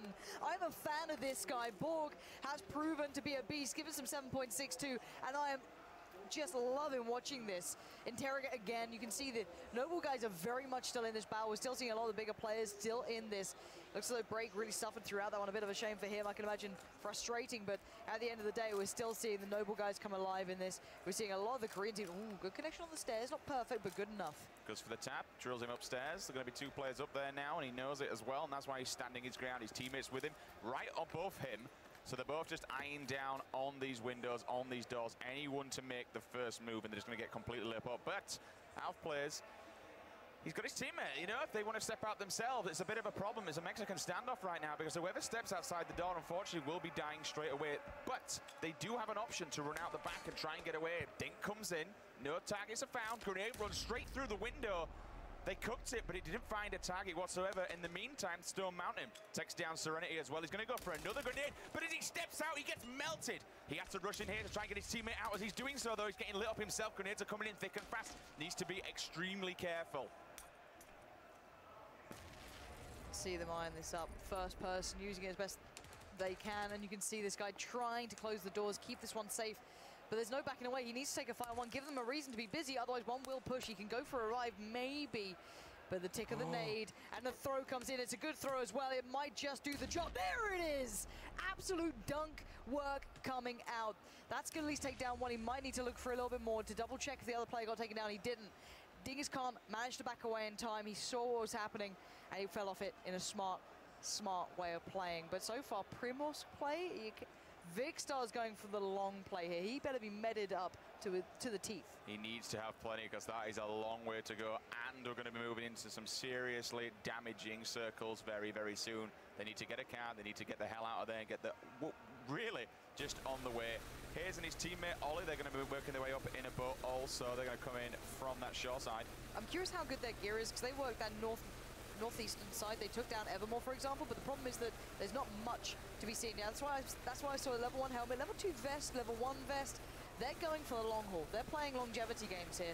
So keep an eye on the fuel as well. They've got a decent amount of fuel. They might just play this. They could honestly put the boat out here, just sit outside of it, play back in late. I wouldn't actually blame him for it. Mazzarini still alive as well. Oh, shots coming in on the heels. Which window is going to be containing the player that's been absolutely drilling you? Got to be careful. Going to prone his way out. The X-Power Gaming. Bit of a superstar, but we're going to see a bit of a boat battle going down. Hayes can still do some work. He's able to shoot on this one, holding the boat still. Luminosity Gaming trying to get in towards this fun safe way. You can see the evasive maneuvers just tearing that tail out, but they can go to the rocks and play on the rocks as well, get some fire back towards them. Drassel, well aware of this. You're going to hear those shots from Hayes, but again, how much ammo? Not much. 30 in the clip, 18 in the pocket. You can't afford to do this. Drassel just got knocked out. Yeah, I was about to say, Drassel just got knocked out from falling. Did he get out of the boat too fast? Spatch knocks out Scum. I think he did. And now they hear it. They know that he's in trouble, and they know that JP2 is going to be picking him up, so they're going in for the kill. They're looking for it. If he creeps up... Get to the beach. That's Screw him, get to the beach, get to safety. If he's reviving him, fine, that'll take some time. They need to get back in the boat. It does look as though Mazarine did get shot down. And they're just baffled as to what the hell's happened. They may not even realize how this has gone through, but there we go. Draftel is back up. So at least he's safe for now, and they can go for a fire on it. But do they realize they've been revived? Hayes, can you be careful here? If you go too close to that boat, there's going to be problems, and there are. They're getting lit up now. Maybe a little bit, I don't know, they just didn't understand what was happening. I don't blame them. It's a little bit baffling. Switching on the seats is a good way to avoid the shots coming in, but they are getting peppered. That boat needs to be careful. Careful jumping out of these things. All good, all well. Hayes is fine. They're both going to play the boat game now, but it's one of those. Why not? You can see how well it worked before. It does get you higher into the game. Let's just leave them to it. They'll be doing that boat, jumping in and out for a while. Not much to be said either about that one, but Chappie's still in this. Got himself in a nice little shack. They're definitely in trouble, though, because his teammate doesn't have a helmet, so he's actually been tanked up. You've just seen there on screen. Cake's going for another one. Nice scoping in. Zooms in, gets the third, looking over the Harry Potter tower, make sure no one's looking at him, and now he'll opt to run, which is fair game to him. Looking down at the kill feed, Scoom takes out Spadge. I actually think it was Spadge who potentially killed his teammate earlier on. I seem to remember it in the kill feed, so that potentially could be revenge for him. Yeah, I actually believe it might have been. I'm not 100% sure myself, but Adren's still in this. The blue's moving in pretty quickly here. He's got the blue to his side, so he's going to take the shot. Nice control. Gassy Mexican denied this round. First kill on the board for Adren, but it's not too bad in the end as he's going to find another one. Nice control on the tapping here. You're going to see that coming through. Maybe another. Forzen's gone down in the meantime, sadly for him, but a decent finish, but not quite towards the top. Still within, you know, you're in the 50 range. You need to be looking at 20s, that sort of thing, if you want a big, big shot at this game now. If you want to change how the standings look, 10, 20, that's the position you've got to be looking at. This is over by the underground bunkers still. A very hard one to play. Third person plays to it well because you can peek the top of the ridges. But again, you're going to see the car being brought around here. Adren baiting out the noise actually as well. It's only him in there, not Anger. So Anger can still lay down the fire. Smart approach. That's going to cause them to peek and play out, and it does. Sick play, intuitive, clever motions from the CS players from Mythic. Adren and Anger, well done. They fell for that hook, line, and sinker. You love to see it with the M16 A4. He does 41 per tick. And just ticking it away, another kill on your screen. As soon as I'm going through that, Bobber GG takes out one. Turns around, here's the boat. Goes for the long scope, though. He's got the scope for it, and he's got the Kar98. Let's see if he can actually find a target. Leans so forward. Hard to hit it. It's doable, though, and he's leaning it. Look, these players are damn good. I wouldn't doubt them for a second. This is going to play back up towards Mansion. This is going to force the players out of the damn water. Sorry, Liquid boys. I know you like it. Molman's doing the same thing. It's viable. This is the thing. I'm not going to, give them grief for it. It worked well in the last game, but look at them getting lit. Too close. They just got out. This is huge. He died from falling to the floor. There's no revive here. Molman will need to get his loot and then get back to moving, I can imagine. Otherwise, that boat's going to be torn to shreds. Can he get it in time? I don't think he can get the loot done. He has to peek up, he has to get to the top of the water as the other Liquid guys in this. They've team v team action. Liquid, unfortunately, finding a watery end there. Out in the ocean, we'll see down in the kill feed as well. Bobber answers to Hot. It takes him out with the 16 A4. 45 players remaining. Is everybody up now? Did we see any final stragglers? I mean, it's not really a great time to be doing it once we've had a look at this little engagement going on here. This is the C9 boys chilling in the little compound. Here. Do you want to leave him to let him take whatever he wants? This is the compound just next to the apartments, right? Just over from it a little bit. Pretty shocked because you have a broken wall around here and it's such a good place. You've got the parking lot here, he's got the house. Then in front of it, you've got that wall and the container that goes all the way around it. Smack takes out one of the Noble guys. Daz was alone. Yeah, Daz was on his own. His teammate died a little bit earlier on. Very light loot here, it seems. Oh, no, excuse me. There is an M4 on his back. I didn't see that for a second. I was kind of curious. Decent loot otherwise, but the car coming in there, that's going to be seen. Bit of a looting going down here. The UMP let a couple of bullets fly, but no kills coming in on the kill feed. That doesn't show us too much, but only 15 seconds on the next circle to start moving. Boba and the boys got to get themselves tucked in now. They know it. They might have just been spotted out here. Zeki's going to see one. He's going to lay down some fire, but it's Oshi 7 being found. Bit of a shame for him. He made it from the military island, but merely got outflanked here, out-timed. They're going to have to get themselves moving, though. They've got a lot of terrain to cover here. 41 remaining. Single shot on the M16, and then 8 times. If a man can hit someone in the face at long range, it's going to be this man, Cake. Yesterday's performance was absolutely stunning. Stylish new shotgun in hand, close quarters. He's stuck in the garage. And I think, if I'm not mistaken, this is the compound where the players... Is this the one where he's got the C9 guys above him potentially, or am I talking rubbish here? It actually could be. Yeah, because that's the same... Pretty sure it is. That was already being... toyed with. I'm curious to what gun he's got on his back. I didn't see that before. It is. Now, I'm pretty sure Borg, if they've got their already up really high, they're going to hear this. They might have seen someone or heard people shooting at him. Jared Did manage to find Hayes. They were the guys by the water, so the water strat not working out this time. But Stylish Noob, we've seen this guy's very good, actually. He's got a scar on his back as well, so he's decently geared. But I'm pretty sure they're going to know he's here. I'm not sure if the door opening would have done it, but here we go. Oh, Anger's just got wrecked. Rip. Not only playing against someone else, but also having the circle right behind you. You have no time to take the fights. Stody managing to get into this one as well. Finally seeing him kick off, which is always good. Back into the battle. Vis going to find Ollie. Finally taking them down to Velo as well, getting taken down outside of the play zone. He was the one fighting with Julia and such, but Borg just found Juan, but I'm not sure if that's the same player. Yeah, that might give it away for the player below him who's got the shotgun to maybe move into position, because now this compound will not be in, not the one we're looking at right now, but the ones that were at before might be in trouble now. No, it's not, because his Stylish Noob was in that garage, so yeah. Borg's just giving away. Oh, he's got eyes on him. He's got eyes on him with an SKS. Does he take the time on the shot? That's so he's eyeing 400 meters. He's eyeing it up. He's starting to hold the breath. This should be the shot if it's ever going to happen. You can see it pinging through, dropping a little short there. 7.6, it takes a while to travel. Don't be mistaken. That is a long distance fight he's taken. It's close, but it's certainly no cigar. And the reload time comes in. He's a little pretty frustrated with that, if anything, but might be able to get back for a bit. No. Opts not to, keeps his position quiet for now. What a spot, though. I mean, you've got to talk about the peripheral view and vision that these players have. Been able to just see something like that in the corner of their eye, all the way in the distance, just chilling in the garage, and then attempt for the kill. THC takes out Andy Pyro. We're going to see JP2 also. Here comes a big engagement, though. One person jumping above him, unfortunately, will get nailed. That's going to be Borg, again, taking out his teammate, Chappie, from the actual team. Look at the AKM as well. Another player will fall in front of him, but they're all just dying. Teammates on teammates. Grenade comes in. Let's go, Sweater. He's cooking it. He's going for the car. He's taken too long, though. The thing is, during this time, that's so nice. He took a little bit of time to make that count. I was worried he'd taken too long, allowed Borg to die for it, but no, he lands the nade, something we haven't seen that much of today. That's There's amazing. only been one, well, I guess it was a nade knockout, really. It was to confirm the death, but nice work from him, really well played. Beautiful stuff on towards the other Cloud9 guys. I love the fact that he actually stepped out in the open. He cooked it as long as possible, then threw it, went underneath the car, took out that player that was hiding behind it. What an absolutely clutch kill. Cloud9, they want the win. These guys do love third person. We'll see how this one plays out a little bit more. Meanwhile, on the opposing side, we'll see Mithra moving up the stairwell. He's got his teammate with him. Other victors. They're just chilling. First round. Yeah. Thoroughly impressed with them in the second as well. These guys are becoming and a really enjoyable one to watch here. But Cake slowly creeping into this. And he's got the slow side of the circle for now, but he's waiting to see if they cross out, essentially. He wants to be the victor of this battle with the fence. Ooh, he does take down Vicstar in the end, who worked his way in from so far away. Bear in mind, he was one of the players over at what is Primos, but now the tags come through. He can hear the shots around. He wants to confirm that kill. Vicstar, no chance of a revive, but he needs to bandage. He needs to heal. There's no one else close by. He should be able to make a run, but it's still quite far. And Cake, this is not going to be a sweet end to this one if he doesn't manage to get off these heals. But Borg just found the Noble guys as well. Cloud9 playing well. This is going to be a big game for them.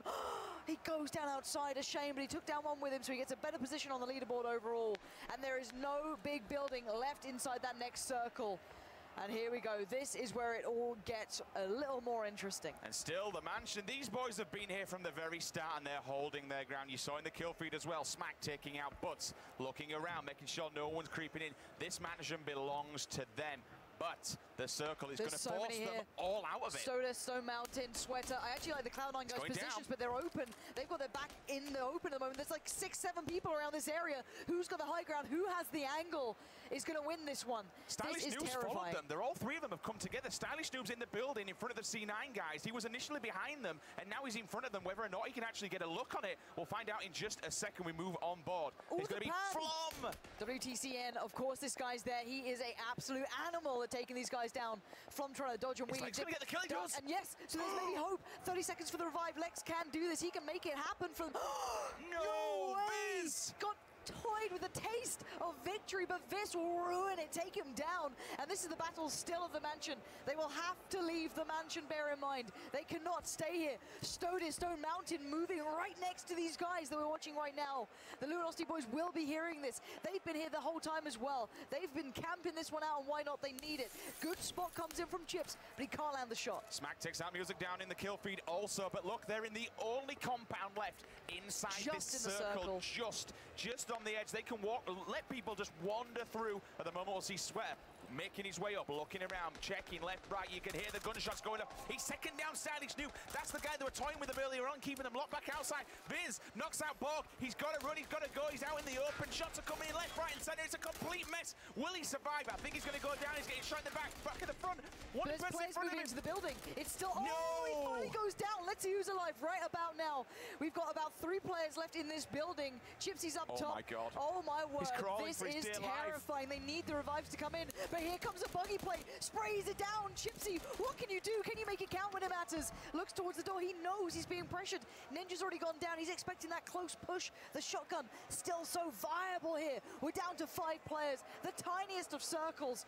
And Chipsy, the Luminosity guys need this one in the bag. That could be a good victory for them. He's going to get the shotgun out, which is fair play. He's just peeking and poking that corner, hoping someone comes up the stairwell. If they do, they are boxed in. That shotgun's going to do so much damage. 9 pellets to the chest will absolutely dominate a play. What do we have? TSM are both still alive. Okay, so we have a really strange combination. Oh my word, look at this. Look at TSM's positioning. They've played it very well. They didn't know how well they played it. So I think we've got basically 2 teams alive, 1 solo. That's it. Chipsy can be the biggest pain in the ass. He could make it so the other team can't win. He could make the other team suffer. If he plays this very slow and gets him in the heels as they cross towards the circle, the game is his. Or they can do the same to him, but then they cost them. Ok, chào các bạn, mình đã xong việc rồi. They don't need to touch this fight. They're fine. Ngon quá, bò của TSM ngon quá. Nades start to rain in. Here we go. 13 seconds remain. Bit of a splash damage on that, going to keep Chipsy on his toes. The heal comes out. He wasn't pre-boosted, which is surprising. They could have capitalized on that, but they didn't. During this time, have they moved? Have they run? Have they changed? No, you can still see 1 player below. You can still see them waiting on this. TSM just need to be patient. They don't need to move at all. This is what I mean, that eventually in this meta, in this sort of situation, in this circle, TSM đứng là hết bài luôn các bạn ơi. but as soon as you get past this environment, it's fair play to everything. Top 1 của anh là đây chứ đâu.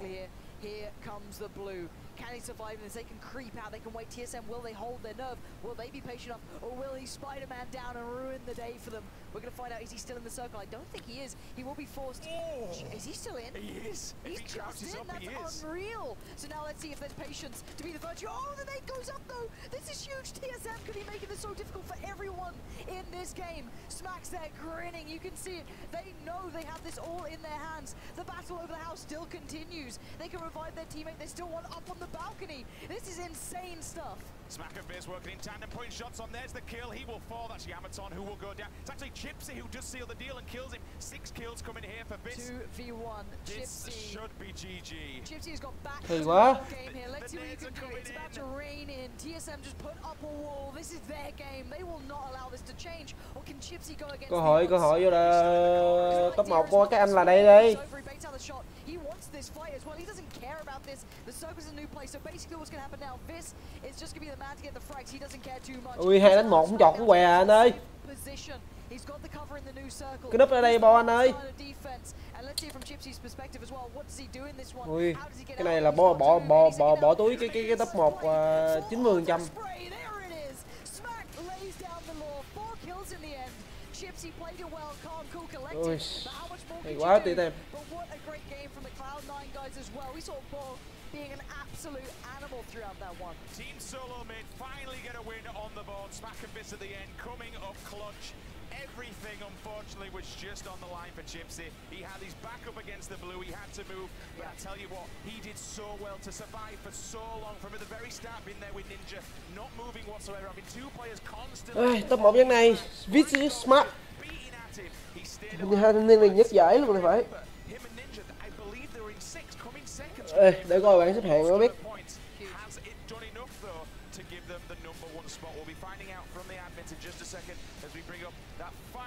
Final score count to show you who our Gamescom duos 3-person winner exactly is. I genuinely think this is going to be quite close. Yes. I really, really do. There's a lot of teams that we saw in a regular basis being within that top 10. And here we go. At the top, it's Yuki and THZ. Throughout this one, great finish from Yuki and THZ dẫn nhất bảng. Cloud9 up in third and Luminosity merely making it to Cloud9 hạng gì? doing a great performance. They really did make it through the very end. TSM ăn giờ mà chỉ lên hạng 3 hả? Hạng 4 hả? Đâu? Lên mới có hạng 6 à. Hôm nay lại tới Cloud9 nhỏ. WTCN is my surprise of the day, and Yuki, what a play from him and THZ, really sticking in this one, playing a longevity game. You can see the disparity in kills there. WTCN and Mithrain, Sweater and Borg, definitely frag heavy players, definitely providing a lot. 72 points on kills between them. The others around the 30 marker, playing a little bit more for the getting into the positional sort of victory. So again, credit where it's due, did very well there. Also, outside of Butts did nicely themselves. They were one of the qualifiers, just missing out on the money though. But Yuki and THC, considering these are the two teams that essentially, or should I say two of the teams who went through the open qualifier, have made it to the top 5. That for me is what I like about this game. If you're good online, if you can play it, if you're, you get on those ranks, you get on those ladder boards, and you deliver on a regular basis, you can come here and provide us with some great games. You are more than capable of doing so. This is what it means to me, and this is the world. Yuki gánh tim anh ơi. Hôm nay tiếc cho lâu nay quá. Who are allowed to qualify from the floor. We're still going to have these new people injected into this competition, and of course, as you can see on there, it's plain, it's simple. They have caused an upset, they have come in, they have dominated. I tell you what, damn good job. We'll run down through 6. We're going to see Smack and Biz getting up there with that win, but not enough, unfortunately, to be in the money bracket. Yumru and Dingus can't move into 7th. Down at 8, we see Scoom and Molman from Liquid. Vixter and Musk. I tell you what, credit where credit's due to Vixter. 9th place is a damn good performance. He really did. You saw him playing the late game early on. It was a little bit unfortunate in that last game that you did have Cake. He was just chilling. He was just okay, what do we do? It was very unfortunate. Just caught him on the push out. Nothing else you can do on that. You just kind of get caught in the heels. You're like, well, that's me done, right? But yeah, Vixter to me was probably one of the people I didn't expect to get high up. Because there's still streamers, there's still influencers, there's people that aren't necessarily associated with like the esports side of things or competitive gaming as much. He came in and showed he's very much yeah. The fans out there that support him clearly know what they're up to. They know what's going on. So he did really well to do what he did. I think this is another good thing to say about this game. How easily accessible it is to anyone. Anyone can jump on, anyone can pick up the mouse and keyboard. You can keep playing it from a social aspect. It's just a game that you can jump on, you can really enjoy. But if you put the time in, you put the effort in, you can become a professional. We've seen some of the professionals already in action. We've seen Luminosity, we've seen TSM. But then we see guys coming out of nowhere on the day, showing up, getting the kills when it mattered most. There were some incredibly clutch moments there. But I'll tell you what, congratulations to the winners. They turned up, they made it, and they're going to be walking away. I believe, I'll let you read, we actually have the kill feed, in fact, of the final prizes. So they're going to be walking away with $30,000. Second place walking home with $28,000 for third, and then $4,000 for fourth. So big difference between first, second, and fourth when you look at the prizing. But turning up on a day and walking home with 30 grand, that's insane. That's amazing. This is why I was so happy when I saw the open qualifier. When that got announced, I was, over the moon, because you get to see what this game can provide at a high level as well. Those guys played a great game. They didn't even play the cheesy game either. So for me, I was so glad to see them do well there. Credit where it's due to them. They are my MVPs of the day. There was a good few others who really surprised me, but yeah, I think we got to see far better gameplay from me at the moment. You can see TSM clearly happy with each other, supporting each other. Even though Break and AIM did go down a little earlier, they're still, all there supporting each other in a nice, kind of all-included way. I mean, fair enough, they've not won the event, but when you look at TSM as an organisation, they've now had a player who's come in the top. They've actually been individually, when you've looked at the games that we've had. Yesterday we saw Brick winning a solo. Now we've seen Smack and Biz winning a duo. Can they keep going on? Can they make it through? And then when it gets to that final day, can they all come together and can they claim the championship when we move into squads? Yeah, they are predominantly a squads team. For me, at least when I watch it, they practice the squads, they do the online tournaments. I think everyone, when you look at TSM, you see consistency. That's the main thing they have. You can say the same with Liquid as well. It's a bit of a shame they basically ran into each other throughout this tournament. Again, the same as we said with Cloud9. They bumped into each other. Yeah, exactly. Borg just destroyed them. So yeah, we are just waiting on the winners to get themselves in position to give them the delightful trophies. They're just chilling out right now. So we'll hopefully get them the word when it's already done, because I think we're done talking for the day. We've done a lot of talking. One person who's really showing up though, and again, whether or not you can really take much from it, but when you bring in a draft like, from the Borg, when you bring in Borg as a substitute's a rough word, even a backup, so to speak, but you've got to bring someone into that squadron. So far, Borg has been absolutely taking faces. Every single time we're talking 5, 6, 7, 8, even 11 kills at one point. That man is an absolute animal. We were watching him before, hanging outside the back of that window. I think the shot must have been a good 400-500. Someone else he just picked up from the opposing side of the building. And if it's the guy that I'm thinking of, he's top 100 on squads as well back in NA, so he's going to bring a lot towards the final game for Cloud9. So he's a great pickup, good choice for them. Still not sure What are we waiting on? Seems that everyone's just chilling out now. Everyone's chilled. They're all having a chat. They're all having a little bit of a talk. We'll get these guys into position very, very soon so we can do the trophy announcements, hand over the prizes, and hand over the checks exactly how it needs to be done, because there's so much on the line. Not only the trophies, not the money, but the pride. You know, especially. Yeah. Rồi, giải đã kết thúc rồi các bạn. Tạm biệt các bạn, hẹn các bạn trong ngày mai.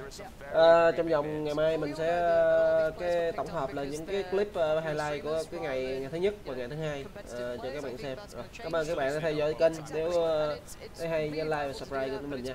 Cảm ơn các bạn.